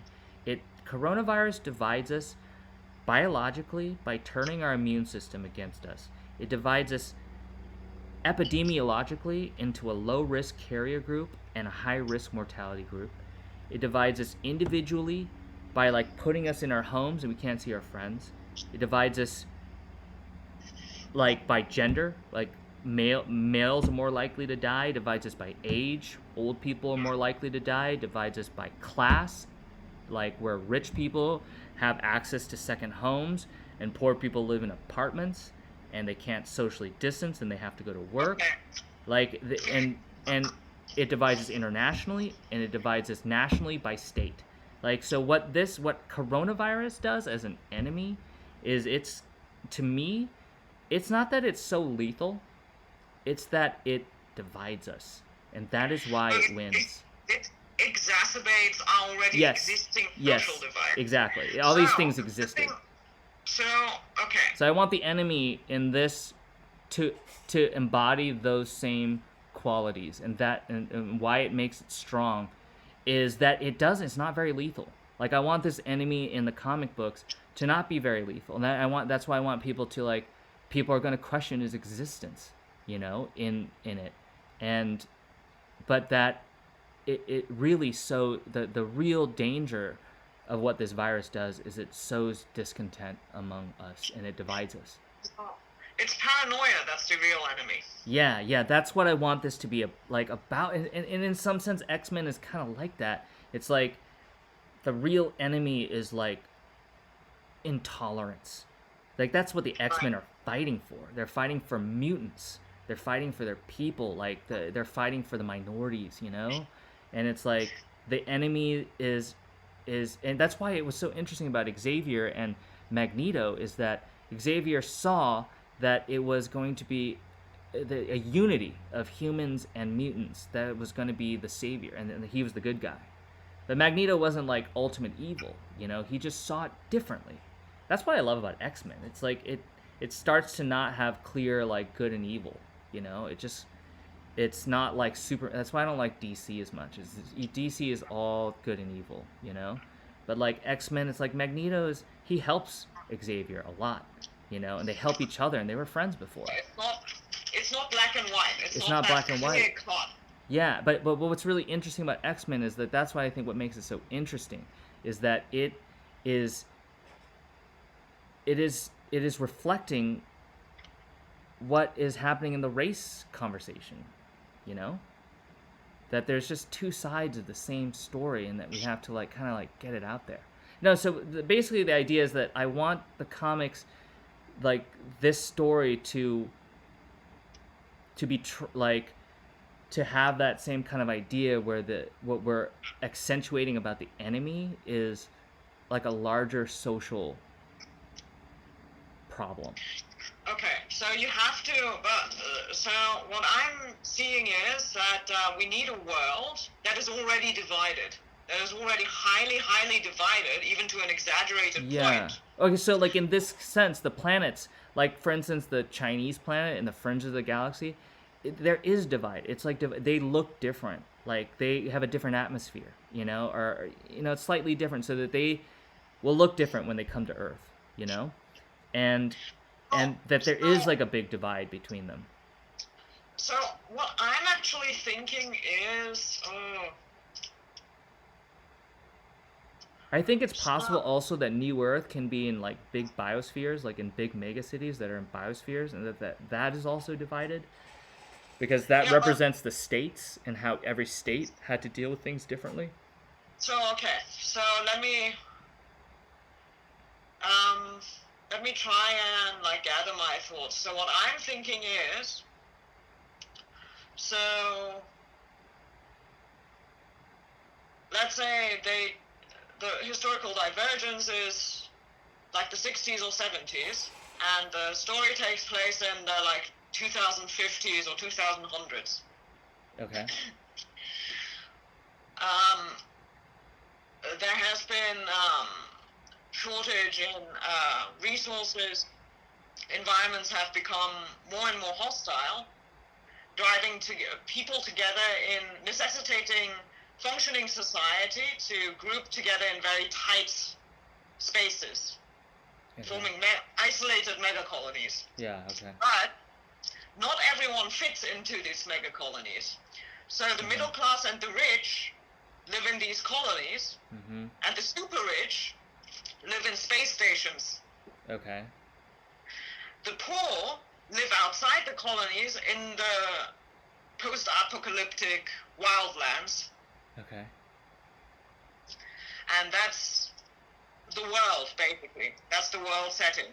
So there are three very clearly divided classes. The poor that are outside of the megacities, the moderately rich, like the upstanding members of society, and quote unquote, that are living inside the megacities, and the super rich that live in space. Okay. That are removed from everything. But this thing, let's say it's, I'm thinking of something more like a fungus. It's an organism. It's a massive, massive organism that is spread out like fungal filaments, right? Okay. And can release spores basically everywhere, even interstellar. Okay. Even in the vacuum of space, it somehow reaches it, or like on a speck on like a spaceship, it can reach it. And it starts affecting every class, regardless of their social standing. Okay. And what does it do start to them? corrupting them in a subtle way. Okay. So it's like a cordyceps fungus. Have you ever watched? So does it start like affecting the brain? I'm thinking actually, I'm actually thinking specifically of cordyceps fungi, and I'm thinking of, do you know the movie called Crazies? No, but have you seen The Last of Us? Or do you know the game The Last of Us? Yeah, I've played that game to fucking death. Oh, that was yeah. harrowing, man. But I mean, that's it, right? That's the cordyceps fungus. Yeah, but the thing is, like, what I'm thinking is the Crazies, because it's about everyday people. Once you get infected, you slowly get driven mad by it. Okay. So, and the changes are subtle at first, but afterwards you go out into murderous rage, right? So or, like, is this? explode. Yeah. Oh, okay. Is this fungus sentient, or is it? Is this like an actual enemy, or is it just I feel like it shouldn't be sentient. I feel it shouldn't be sentient. In mine, it's sentient. It's a hive mind. Yeah. Right, you mentioned a hive mind. Yeah. But that would give the enemy too much agency. Yeah, that's what makes this. It the real enemy, though. Yeah, but so the idea of that is that at least like in a comic book, you want that. You want like the embodiment of the enemy, right? That is true, though. Yeah. You do want a central enemy. Yeah, because or else you want like it's like it doesn't have to be like good and evil like DC, but there needs to be like an embodiment of the enemy. And in this case, it's like a hive mind. But so like, have you ever you've seen those like kind of like scenes where it's like their eyes become like yellow, and it shows that they are part of the hive mind, but they look like normal humans. That's what they use in like comics and anime and like things like that. So that would be that sort of thing where it's like it only exists. It doesn't have a physical form. Only in the physical form of the host bodies that it exists. So the way we kill it is like the way we have to kill it in the real world, is just preventing it from getting it into other bodies. And if you can do that, then it dies. Or find a cure, right? And so okay, so how did I get on that point? So in your version, we got it from sentience. So I don't like that. Like you can't be like, okay, that's the enemy. Like we're against an enemy. So because so let's say it is sentient, but basically it still spreads out invisibly. Okay, but so are we battling it? Is the battle between the team and how do you see that? How do you see the fights? How do you see? I mean, it's a comic book. So I think at first it's going to be a battle against people and institutions. you're going to be fighting the class divide, and you're going to be fighting your fellow man, because the real enemy at first, in the first 2 chapters at least, is going to be paranoia.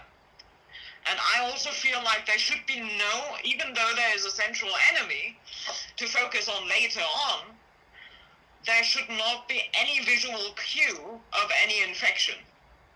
Like, the reader should feel as paranoid as the people involved in the situation. Like, you're getting the feeling that you cannot even trust some of your heroes. Yeah. You are getting into the nihilistic stuff. Yeah, but in the end, it doesn't mean it can't end in a happy ending. Yeah. It's just that to transport the real feeling of paranoia, the thing that's really getting us right now, is to convey that paranoia in the story as well.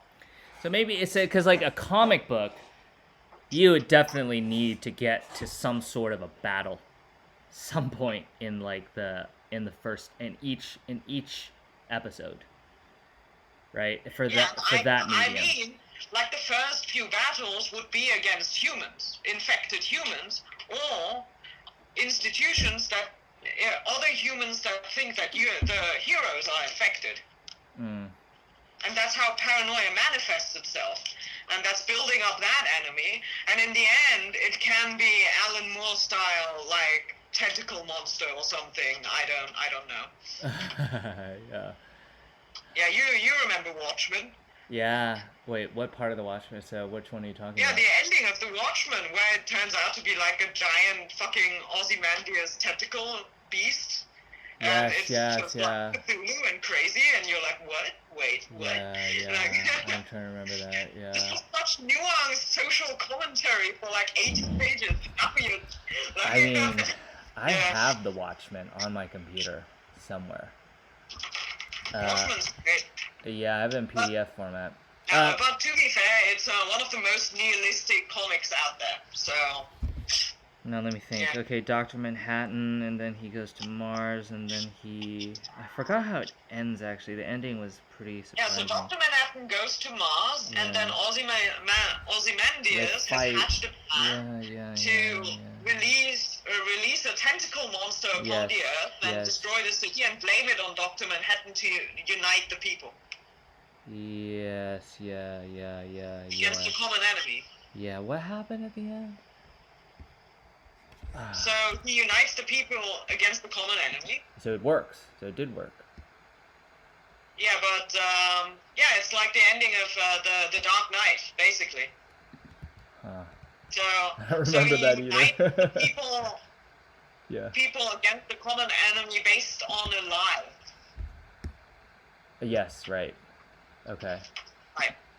And I don't think that's the kind of nihilism I want to go towards, because that's super nihilistic and anti-ideological. I feel like the character arc should be, like, the characters, I think, should be like a couple from each social group.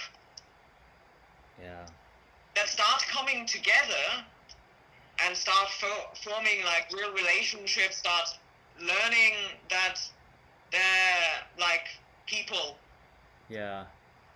And realize pull their resources together to defeat this enemy at the end.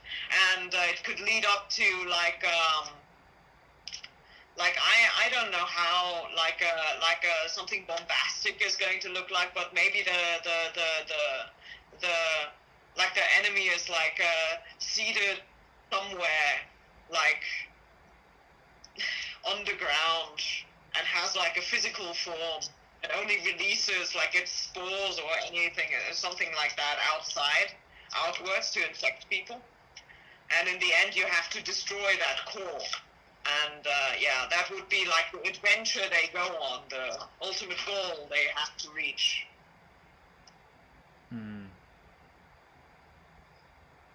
Okay. So I was seeing it more as so let's talk about the enemy then. So, because the enemy is important to get right. So I was seeing it as this hive mind that and it assimilates. I don't know what the right word is, but it like if you were to like a picture, a scene of like boxes that I see is like this first like person perspective of like a kind of a cloud of gas, like a stream of maybe Have you black. played? Huh? I'm sorry. Have you played Prey? I've watched yeah, okay. I've watched most of the game movies. Like I've stopped playing games and I only like play games vicariously through watching game movies on YouTube. Right. Yeah, Prey. I Right. remember Prey. Okay, so yeah, there was those like black things, yeah, that shapeshifted. Yeah. Yeah, yeah, And those those are are like scary as fuck. mimics and shapeshifters, Mimics, and were yeah. the most terrifying thing because it could be a fucking coffee cup. And Yeah, yeah, yeah, yeah, that was hilarious. Yeah, that was funny. Yeah, I remember yeah, that scene. Like the first scene where the coffee cup becomes like the black thing. Yeah, that's funny. yeah, or like a fucking chair. I got jumped by a chair by that game and Uh-huh, almost like fell uh-huh. out of my chair. Yeah, Like, yeah, yeah, yeah, that's funny. yeah, but the thing is, like, that was brilliant because it seeded Yeah. paranoia in you. You Oh, were feeling yeah. paranoid going through that game. Oh, yeah, I can imagine. That must have been terrible. Yeah. It was a bloody good game. That's a brilliant I've game. heard, yeah, I think I looked it up. Yeah, I watched the game movie and it was pretty cool. Yeah, but I feel like if it's paranoia, I feel like it's that kind of paranoia that I want to like transport. Yeah. You know, Yeah, okay, I agree. Like I want that I want there to be that paranoia. I don't see the thing as being a cup like that can turn. So I actually don't see it as a yeah, no, not shapeshifter. that. You know, Yeah, that is pretty bare. That's very like Prey did that, and I was like, oh, that's kind of a cool idea, that it could be like inanimate objects. That was a pretty cool idea. I don't think I'd seen that before. yeah, that was very new, and as a video game, it's brilliant. Yeah, In a different story setting, not so much, yeah, because yeah. like uh, So let me talk about that. So I yeah, don't see it as a yeah, shapeshifter. Actually, I right, don't see it as being like in itself a thing. So when I think about this visually, I see this comic book scene where you are looking at the kind of the viewpoint of this stream of, like, I think it's visualized like a black, like, or some noxious like stream of gas, and you're seeing this first person view, like box to box of it getting closer and closer to a human face, and the human face kind of seeing it, and then it's going into its mouth and then it becomes black, and that's how it infects us through the mouth, like, and then it kind of takes over that body. So it doesn't itself have a shape, just like coronavirus doesn't have a shape. It is represented by this gaseous cloud that can move from people to people, and when it goes in through the mouth, and right. so when it infects you, then you become part of the hive mind, and you get those glowy eyes. We use the comic book uses the glowy eyes to show that person was How actually about infected. how about something more hidden? How about like the inside of the mouth turning black or something? Yeah, that there's some sign, but it's hard to find. Yeah, Yeah, because in because the eyes end, are very easy to find. It's very yeah, obvious. because in the end, that there has to be the same concepts in coronavirus where it's like it's really hard to find out who's infected and not. That's what a big problem of coronavirus is. We have enemies hiding in the ranks, you know, Right. and Yeah. that So same concept of like the scientists in this alternate, future world are going to struggle to find a way to identify the infected from the yeah, because assimilated. they should be like completely indistinguishable from the outside. Yeah, yeah, But yeah, so let's say like a way to identify them is to sit them down, like have them like open their mouth wide, like deep throat style, and yeah. just like shine a flashlight into it, and that's the length you have to go to. Okay, what about a more high-tech thing, like sci-fi? Like, what if the scientists developed we can start inventing like scientific words. Like a lot of comic books do this. Like they use like the, nanotechnology. They use like the hot scientific words of the time, and they kind of just like come up with like a new technology that allows them to visualize so and so, and and things like that. And so we do that sort of mumbo jumbo to like the scientists figure out a way to detect to detect the enemy eventually. I don't know what that is yet. Yeah, eventually. It's like new technology. Like, again, we have to invent new technology. Like, we have these antibody tests, right, that allow us to find out. And so we just invented that for this disease. And I think in the same ways that the scientists of this alternate world are going to have to invent a new technology that allows us to detect the presence of this hive mind alien in our ranks. And yeah, so the enemy. But that would be closer to the resolution of the story, though. Huh? Because if you invent that technology too early, you won't have any paranoia. Yeah. So it takes a while. Like, so the enemy spreads within New Earth. Like, so the enemy comes and pretending like it's from this the people from this other planet, and they say they calm everyone down. They say, hey, there's actually nothing wrong. That was just some weird blip. Everything's fine on our planet. And all the while they are going within the ranks, and they're assimilating other people, and the way they do it is they start using the people who are assimilated in New Earth to sow discontent in regular people. But nobody at this point, only the reader knows that the person is evil because of the shiny eyes, but everyone else in New Earth doesn't suspect anything yet. So in that sense, the reader has omniscience.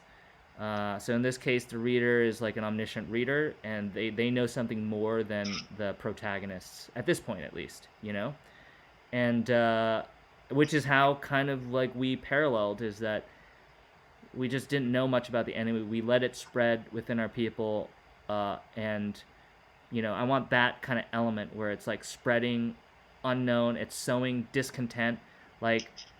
What would be the physical effects be? What would be like the negative effects of that be then? Of being assimilated? Mm-hmm. So this is how I see it. I don't have this like down pat yet, but so again, it's gonna have this like incubation period where when you're assimilated, I think so I want there to be asymptomatic people, right? Like people who are infected but asymptomatic. Those are people who actually never turn, if we're gonna use like zombie apocalypse, and so there are people who never turn, who are infected but stay human, and they are the ones who are like end up being like the master manipulators, and they really sow discord and divisiveness within like people. And then most people, I think I want it to be that they turn into some tangible enemy that a comic book would have, that this team fights, in addition to more larger beasts, of this alien hive mind.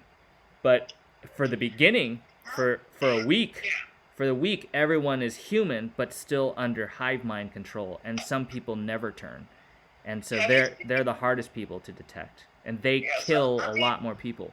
They infect a lot more people. The ones that never turn. Have you seen Slither?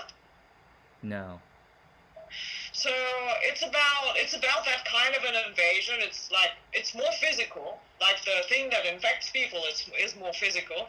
But basically, once you get infected, you become part of this hive mind, and but you turn like very violent, of course. Yeah. And because it's like an old school invasion zombie flick, but it's from the early 2010s, I want to say. Oh, okay. So it's a relatively recent movie, but it's a very old school. That it has that kind of B movie, old school 80s horror movie kind of aesthetic feel. Yeah.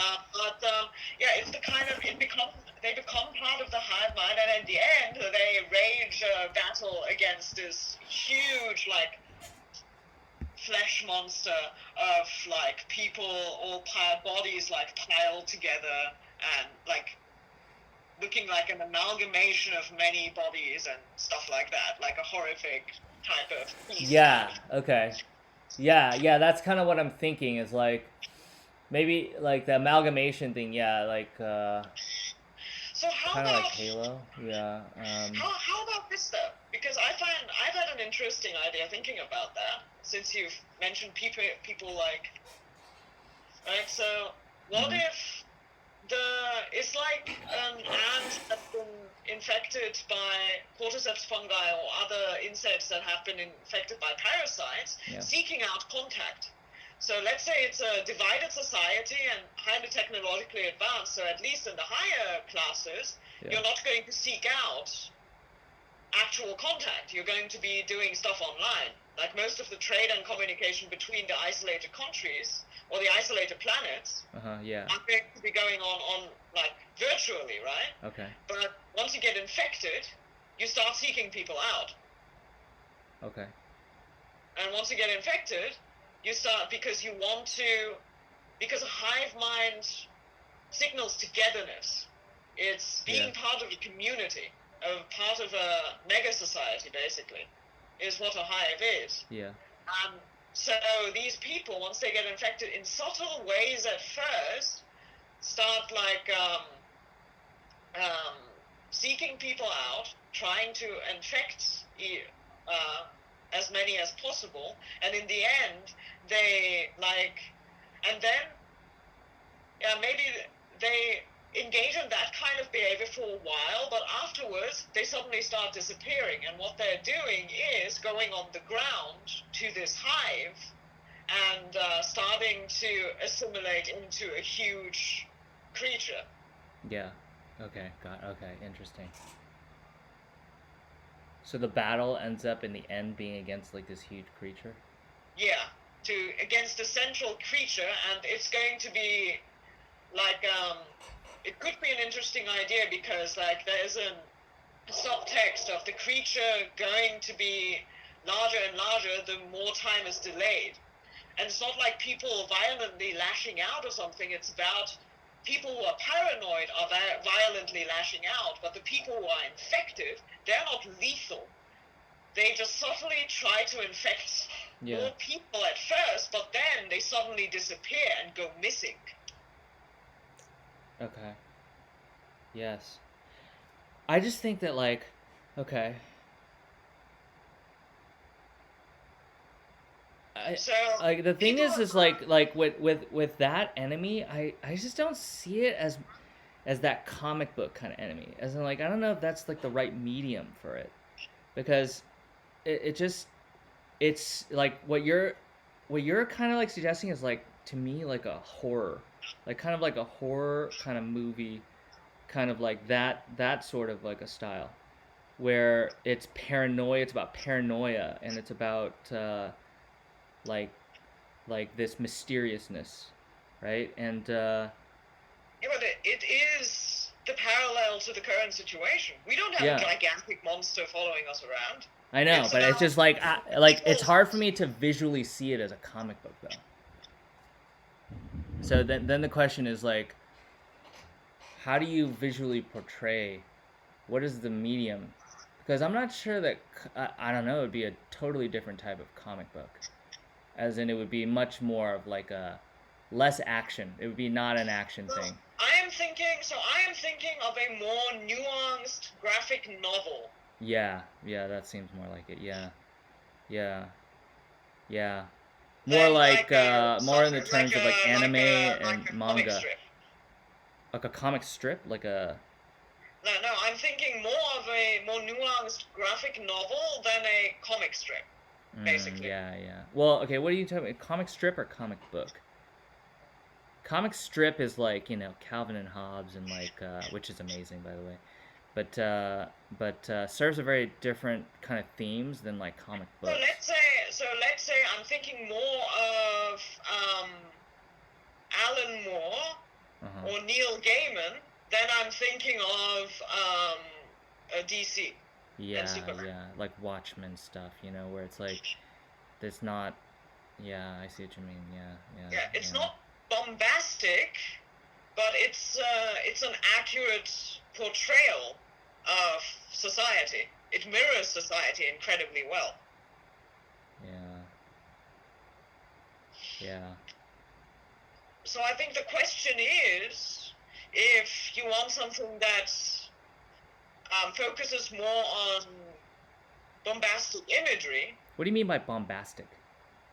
Something like large fights, like what you mean by comic book fights and more action and stuff like that. Well, it doesn't have to be like big fights. It just there's like Wolverine, right? It's not really about like big fights. It's about action though. I mean, that's part of comic books is like, and the Watchmen is the same way, yes. right? The Watchmen had plenty of that. Not as much as like Marvel and DC, but it has to have it because that's the type of people who read it. Yeah, so I'm thinking more of like, when I say bombastic, I'm talking more about like Marvel style. Like Avengers style battles? Yeah. Yeah, battles and like bombastic action, because like Watchmen or V for Vendetta or some like Frank Miller Batman action is grounded action. Yeah. There is plenty of action. Yeah. And it's visually incredible, but it's very grounded action. Yeah, and so the question is like in your instance of it, how do you see the action? How do you see the fight with the enemy go? What does that look like to you? So, as I said, in the end, it's going to be a battle against a large creature. That's the amalgamation of all the infected people. Yeah. Right. Yeah. But, and I don't have a clear concept of how that creature would look like, because it would be a massive ball of meat.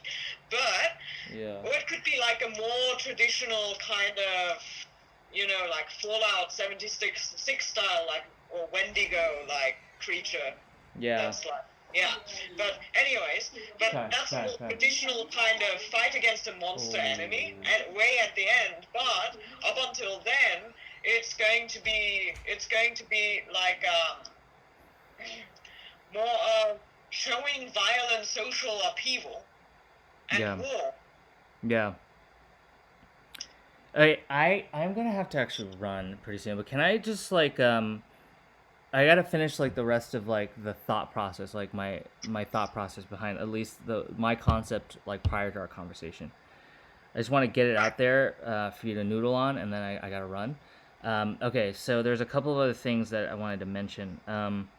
Okay, the team is basically I see it as mechs, like some sort of like Transformer-ish type mech, not Transformer at all, like in terms of the cars, but like mech, like like mecha anime. Mecha, right? Yeah, mecha anime. Okay, but not at least with the tank. The tank to me it looks like a big mech. Like Andrew Cuomo is going to be the leader, and he's going to be like your solid leader. I think you're right. Like every character itself has to have like a weakness that and then in the end it overcomes or changes and becomes a better leader for Andrew Cuomo, and like the other ones, they all have issues too, right? So okay, so there's like the Andrew Cuomo's, the tank's the leader, Optimus Prime type person. Then there's his brother, his literal brother, which is like a small, like fast. I see him as a guy with like roller wheels. He's fast, he's small, he doesn't pack a big punch, but he's like the scout, like the guy who gets reconnaissance and gets information, the journalist, like that role. And so, and then there's a nurse, which is like, to me, like, what's that girl in Overwatch? Mercy? So you're saying like each one is like a class. So like that's the archetypes. You have so that's why I said sci-fantasy, because it's a mixture of sci-fi and high fantasy conventions. Okay. Yeah. So, fantasy. Yeah, I can see that. I don't know, honestly. Like I don't know yet what it is. Yeah. So because you're listing off all the classes of high fantasy. You're listing the warrior. Yeah. The rogue. Yeah. The healer. Yeah. And I also said in the email was like firefighters could be like the paladin or something. But it's the same in the Marvel world. Like I don't know, maybe they probably borrow from the same concepts. It's like a good team is always like that.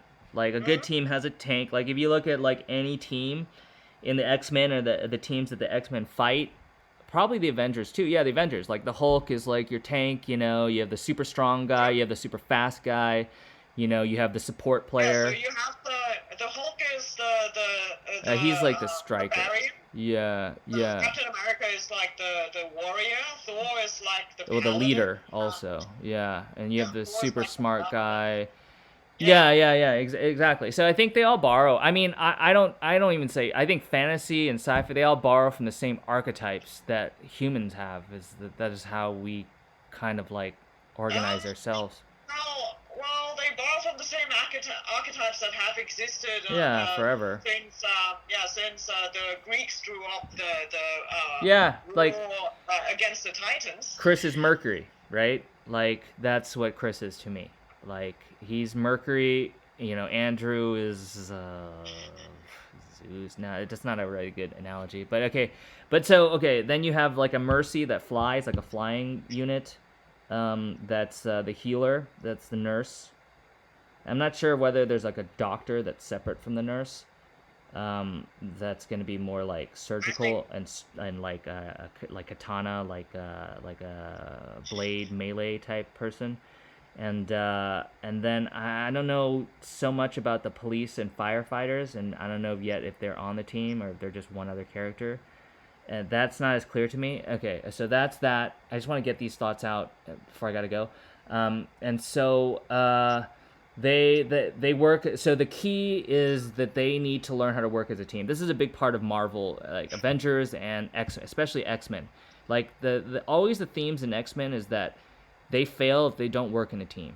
Like when they work in a, that's why Wolverine is such an interesting character. He's the person who has to learn how to work in a team because he's always been a lone wolf. But anyways, and just like in the same mirror as coronavirus, like all the different aspects of our society, the government, like the doctors, the business people, like we all have to work together. And if we don't do that, we'll fail to beat the enemy. That has to be part of the arc in this concept.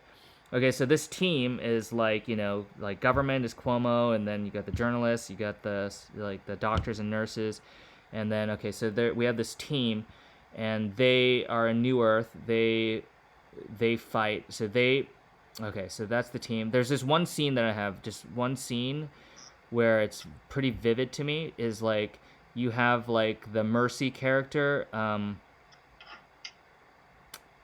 She is saving. Oh, okay. So people start taking off their masks. So in this society, like scientists develop this mask that can help you detect like the enemy. People start wearing this mask. So the Mercy character, the nurse character, like sees like people like start taking off their masks, and realizes that they are, you know, kind of like turning into the hive mind, you know, because they walk away and you know, maybe it's her own soldiers, you know, and they start taking off their masks and they start doing other stuff, and then it's like during a battle with like some, you know, intermediate boss that represents whatever, but it's like a big guy, and then she comes down and like takes off her mask and puts it on him and folds her wings over the guy, knowing that she is now going to get killed by that intermediate boss. And so she stares up defiantly at him. So she doesn't have a helmet. She's given her helmet to this person. And then Chris Cuomo, that guy, comes in and gets in between that intermediate boss and the Mercy, the nurse character, and takes the shot. And then he is now going to be infected and simulated. And so, you know, they beat the boss, whatever. And at the end, it's clear that Chris has been like wounded, and thus he's going to turn. And, you know, there's this scene where it's like Andrew, he's the brother there. He comes out of his mech and he's like, no, Chris is like, you got to kill me. You got to kill me. I don't want to be one of them. And there's that whole scene where they can't kill him. And then Chris is starting to turn, and he starts realizing he's losing his mind, and that he might turn and kill his own people, like his own brother and Mercy. And so he do turn violent. Well, he knows that he'll become part of the hive mind, and that the hive mind will infect other people. Yeah, and also it's like the hive mind. will be able to use him because he's like got that superhero powers or what. I don't know exactly how his powers is. So he's gonna be more dangerous, right? He's gonna be more dangerous than the average person. That's how like the hive mind works. It's powerful in the sense that it assimilates powerful people. So it always wants to assimilate this group. That would be great. And in the end, in my idea, he does become assimilated, and he becomes like an agent of like a really powerful agent of like the dark of this hive mind. Okay, but in this scene, he takes the shot, and then it's this whole standoff where he wants to get killed, and his brother won't kill him, and he knows he's turning, so he runs. And there's this scene where he kind of hides in a cave, and he's like having his like. So it's to mirror this battle that Chris Cuomo went with his personal battle with coronavirus, where he will be in a cave and he will be fighting hallucinations. That'll have to be visualized, but like he's fighting the assimilation process, but he runs away, and okay, so yeah, there's that. The only scene that's very clear to me is the scene with Mercy like folding her wings over the person and taking off her helmet. The hallucination part is very interesting, though, because I've recently seen a horror film called Midsummer. And there it's about, like, being indoctrinated in this weird sort of cult. But the hallucinations and the weird creepy, like, scenes all have this weird comforting feeling of togetherness, of being part of a community. That's crazy. Right, and I just spontaneously thought of that because it would be interesting to explore that kind of an idea in a hallucination like that. Yeah. But to yeah. reject that kind of unconditional, like submission to a power, but to try to fight it with the connections and relationships he has in the real world would be interesting. Yeah. So I think it'd be very interesting to depict that the Chris's battle with the enemy, like the personal battle that Chris Cuomo went with the enemy, to depict that in a decent amount of an episode or maybe a full episode, where and the hallucinations are going to represent like the things that coronavirus makes us want to do. I don't know what it is, but it will have to mirror like that. Okay, so there's that whole scene, and eventually he does become an agent of like the hive mind, and he's very powerful, and the team has to fight him. But he eventually gets turned back somehow, not sure how. And then it's what he learns about his time being part of the hive mind that helps the team ultimately beat it. Like he learned something, which is what we need to learn about coronavirus, So the whole point of the story, to me, the comic book, is that it mirrors everything that goes on in coronavirus, and it goes into the future. It goes into how this team solves the coronavirus, the hive mind problem. And the way that this team solves the hive mind problem is going to reflect the way that we have to solve the coronavirus problem. And that is, to me, the story, and the purpose of the story is that, like, everything in the story will mirror something that has happened already in this coronavirus situation, but it will go further. It will go into the future. It will show how this team beats this hive mind enemy. Will have to be like how the things that we need to do. It's going to be about unifying. It's going to be about it's going to be about. It's going to be about wearing masks. It's going to be, like scientists are going to develop this mask that allows you to see the coronavirus, and that represents contact tracing. And then there's issues around privacy, because it means that, it's like augmented reality. You basically look around, you can see who's infected, but you can see a bunch of other stuff, Right. And so there's protests against that, but ultimately, basically, the idea is that the story needs to have the solution to the coronavirus problem. That is kind of the point. The point of it being so on the nose about this reflects everything about the coronavirus situation is to really accentuate the fact that the way that this team solves their hive mind enemy problem is the same way we're going to have to solve our coronavirus situation. That's, to me, the purpose of this story. Right. Okay, that's one, and then one last thing. This one is like kind of, I'm still thinking about this one, but like the way that this team even forms is that they're actually just a team of scientists that have, like, at the beginning of the story, in kind of like a separate plot line in the first episode as to the whole Chinese planet, that they're like on this mission to old Earth, like Earth, which has been devastated. The gravity's all fucked up. Water's going upwards. Like it's just like a really fucked up place, and nobody lives there anymore. It's like dangerous. I don't know.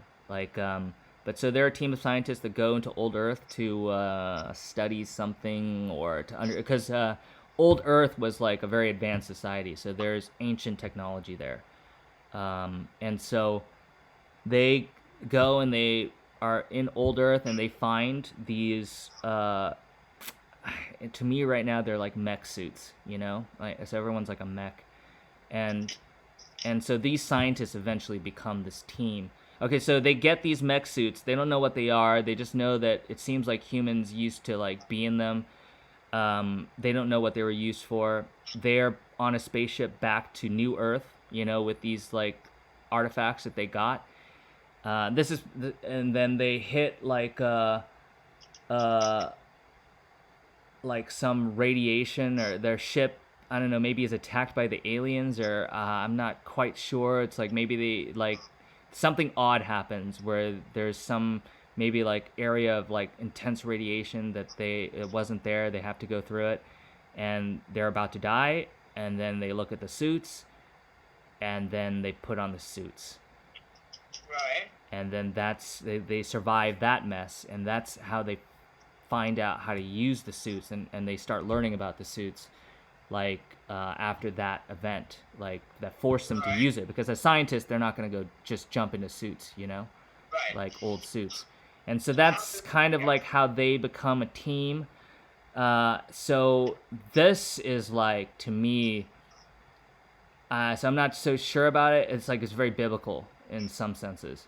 Like it's basically, it represents like this, yeah, it's kind of like very biblical in that sense, because they go back into like an ancient world, the world of 0 AD, like before all this shit happened, and they come back with this, new technology, I guess, ancient, old, and technology to. How is that biblical? It's the timelines. The Holy Grail. Yeah, it's not. Yeah, it's kind of like that, and it's not overtly, but in that sense that it happens at 0 AD, and or like the technology is from that time. Like, yeah, it's not overtly biblical, but to me, like the way that I got to that was somewhat biblical. Like, in that's what I was looking at. I was thinking about. But it's the idea that they go back in the past to find to discover an ancient technology that they learn how to use. Right. Yeah, a technology from the ancient past. Yeah. Okay. So learning from history, basically, is what it symbolizes. But in a way where they're discovering old technology that is very powerful, but they don't know how to use it. Yeah. Yeah, and that's what the suits are. And it's a, yeah. Does that represent? What does that represent? That to me represents, the reason that I see it as biblical is it represents the concepts of like, Messiah is like not like a great word like for this at all, but enlightenment, I don't know, like So it is like so it is something like learning from history, to tapping into something higher than human and more primal. Yeah, it's not rational. It's like the suits represent something higher, like something spiritual, basically. Yeah, it represents that concept. Maybe a high-tech society has been ignoring for a very long time. Yeah, but the spirituality is just represented as super ancient, super high tech. But yeah, it does represent. It represents these people who go, they become enlightened, and they that is manifested in this comic book as physical strength.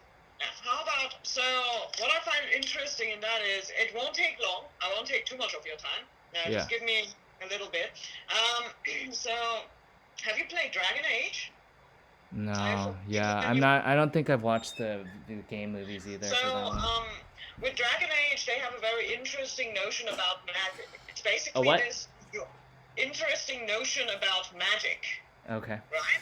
So how they explain magic is this realm of joint consciousness that only select people can access, and those are mages. Majors? Mages. Mages. Like the mage Yes. class, Yes. right? Yes. And those are basically mages. And mages use that power like in everyday fights and conflicts and so on in the real world, but it actually leads back to this ancient, like almost undescribable world that lies beyond the realm of reality, right? Yes. And so maybe a similar concept like that, like the twist would be that that kind of power was like it was something that had made all the technological advancements possible, but humanity had just forgotten about it. Yeah, that's the idea. Back, yeah. And then discover the pure source of it, and then that's how they ultimately overcome it, because that would also feed back into symbolizing how people are discovering old values. Yeah. That's the concept. Right? Yeah, that's the concept. Wait, so in the Dragon Age, is the mage world like the magic world like an actual physical, like, do you see it? Like it's a separate world?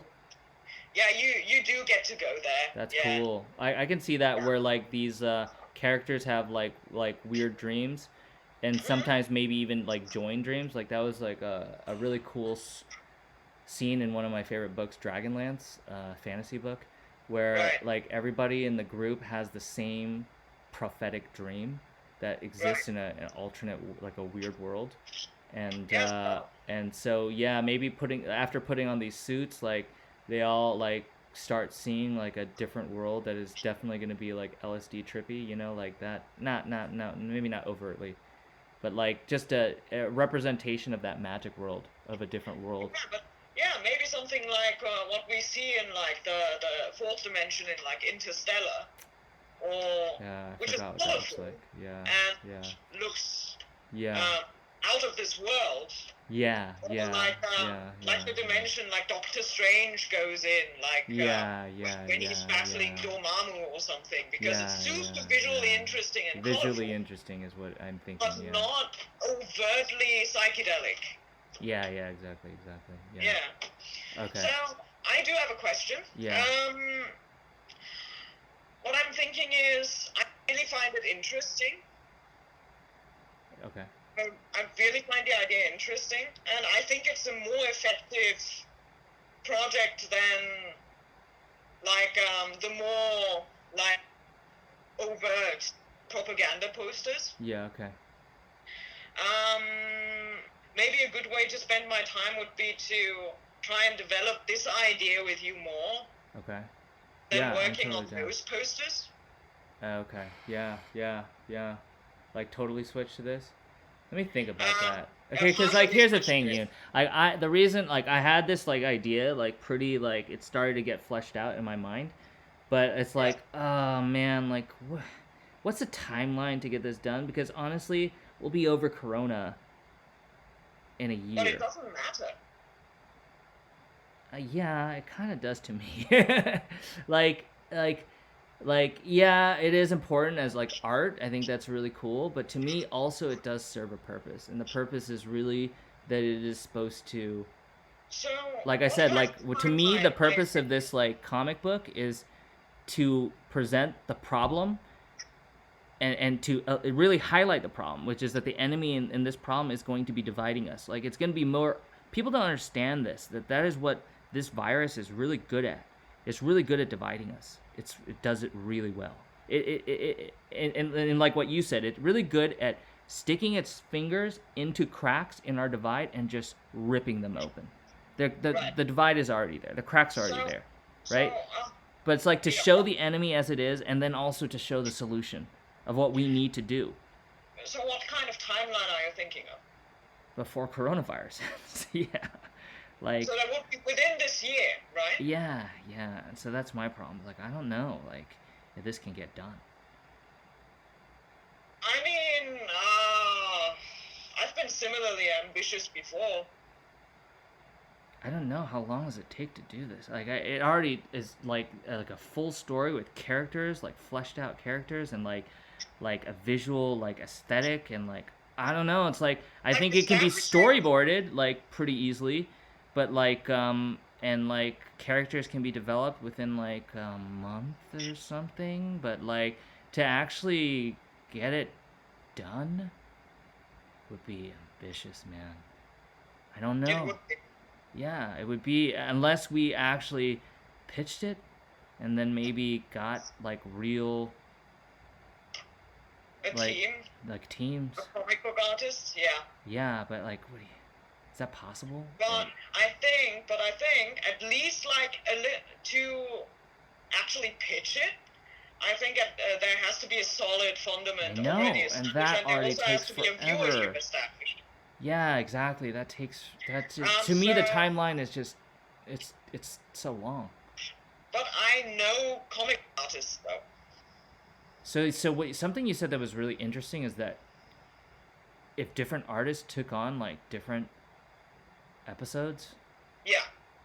then it could get done. But and so every it would be cool because every episode would have a different aesthetic, which would be it would be kind of like like exquisite corpse in that sense.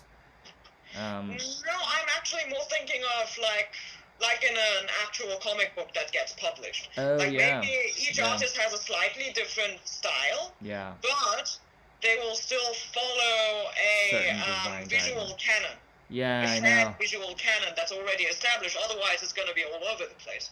I know, but that's really hard to do. I That's how mean, comic books get made. I know, So but that takes a lot of time, a lot of collaboration, and a lot of yeah, but thoughts. everything does. Well, big things. This is like a really Yeah, big undertaking. yeah. Yeah, Big yeah. things take a lot of work. I know. And it takes a lot of time, and that's what I'm saying. It's like, yeah, like to me, the art itself is interesting, but to me, it's always about the purpose. And that in that sense, I'm serious. Like it's the purpose to me of this is not just to create like cool like art, like something new, but that something new serves a purpose, like a real Okay. tangible purpose. So let me make a suggestion. I'm working tomorrow and Thursday, Uh huh. so I'm gonna be so let me sit down Friday, Saturday, and Sunday and get a pitch deck together for you. So I'll flesh out a storyline as much as I can, Yeah. and I'll get some character sketches of the characters you've described, and I'll try to get you a central, like a rough visual aesthetic, right? That's really ambitious. What? Yeah. Okay. What to get? What is To get ambitious? that done in like 3 days. Like, so to get a comic book, like a comic strip done is incredibly ambitious. To get a pitch deck done in 3 days, that's something I've done before. That's not All right. that ambitious. Yeah. Okay. It's just going to be a rough guide, Yeah. All right. right? Yeah. And fleshing that out over time, that's going to be an ambitious undertaking. But it's just about to like flesh something out and to gauge like the scope of it Yeah. appropriately, right? Because Yeah. just by storming it, it's hard to gauge a scope. Okay, Yeah. you know Yeah. it's going to be large, but Yeah. you don't know how large exactly. So Right. Yeah. if we have a better idea of that, Yeah. then it would be easier to gauge a scope and to see if it's an ambitious undertaking that's worth undertaking because Okay. there's a possibility of it being possible. Okay. Yeah. Yeah. All right. If you want to take a like, if you think you can get that done like by this weekend, I'd be interested to look at it. And we can Yeah. work on it. Let's So, work on it like together. Or do you Yeah, so just want whenever to you work on have, your own? That's fine too. yeah, ideas on stories and characters. If you see any kind of cool Why don't we sci-fi work? images. Yeah, why don't we do separate takes on it?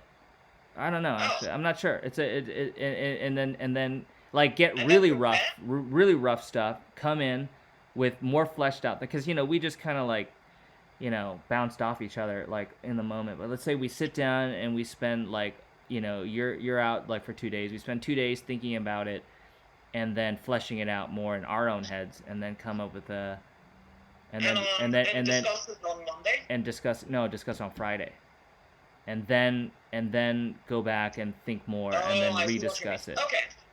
And then I get down on the weekend on the drawing part, basically.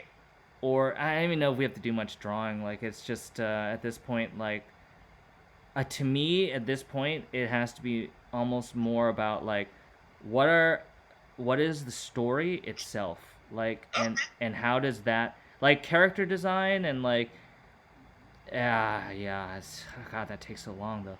But like that maybe is left later, and it's about like, can we create a story that parallels coronavirus, comes with a solution that parallels the solution that we need to take, and explores like these topics that we need to explore as a society. Like that to me is the overall goal of anything that we're doing in Project Human. That is why I want to do this, Like that is the point. Like it's not just about it's like art for a purpose, It's like I don't like art as being purposeless anymore. It's art for a purpose now, And that's the purpose. That's the ultimate goal. Yeah. And art is only the medium of communication. Yeah, see, like, I had a lot of fun, like, working on posters, and I'm still working on a poster right now, but, like, the thing is, like, I would be much more interested in investing my time into something like that, that's actually communicating something. Yeah. I guess, okay, fine, let's try it.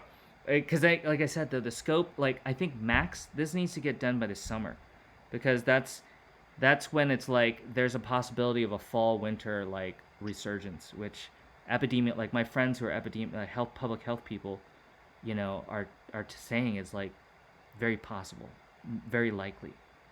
Like we're likely to see like it to decrease during the summer. By the way, there's definitely signs of seasonality, which is gonna but it may rear its ugly head again in the fall and winter. But there may be a vaccine by January, or cures coming out. Like I don't know. Like we'll see. But like the timeline of this leaving like our system is about probably max. God, I don't want to say max, but like I would put it around a year.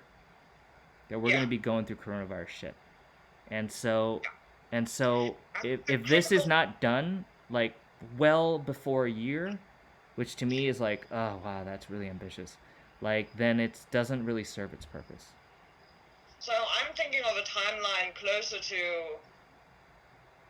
the end of, let's be generous, like the factual end of summer, I think is end of September.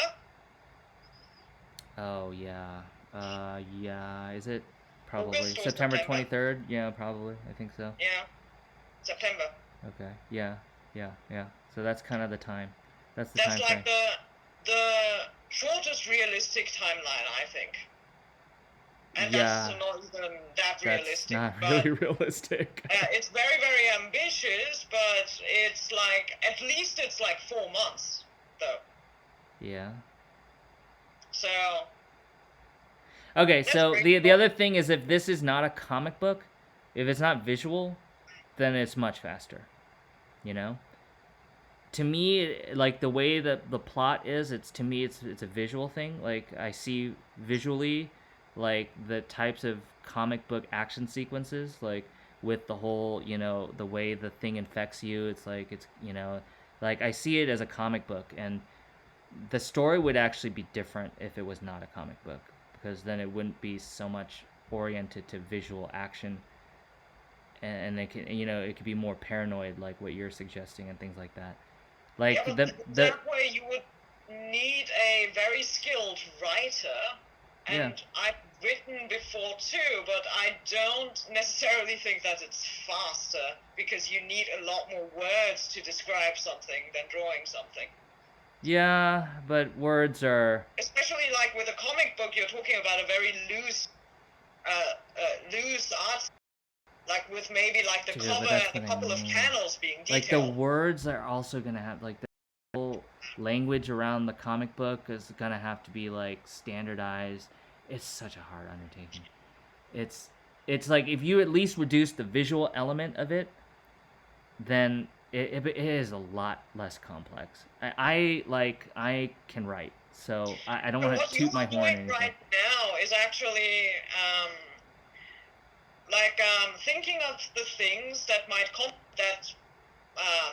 complicate it before you even fleshed out anything. Yeah, I agree. I'm being a little bit nihilistic about it, and so yeah, I'm willing to wait a weekend. Like, let's do it. Let's try to let's flesh it out a little bit and see, what the scope of it could be.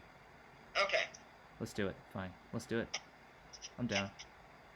Okay, so All why right. don't we kind of keep talking, and then let's have like a real discussion again on Friday about like kind of where it's gone in each of our heads as to that. I think the one thing that I want to stress is like I think the key thing we need to hammer out right now is like a storyline Yeah. that can have analogies straight up to the situation and can have it's rich enough where it can give us like stuff to work with where we can develop a solution to the coronavirus problem in this new universe.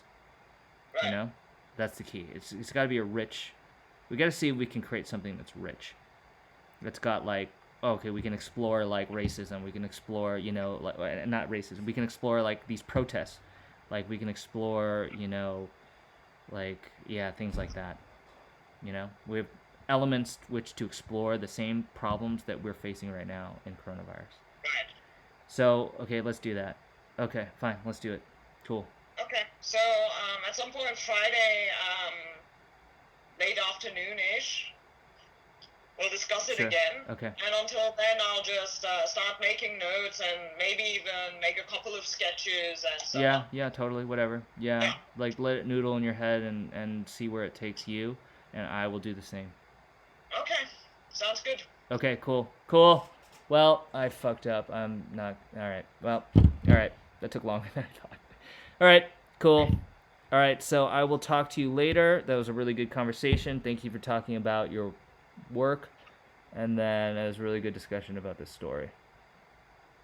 That was a good 3-hour discussion. That's great. It always, next time, let's, starting with next time, we'll just, empty out 3 hours. Yeah. Like, preemptively. Sure. Yeah? Because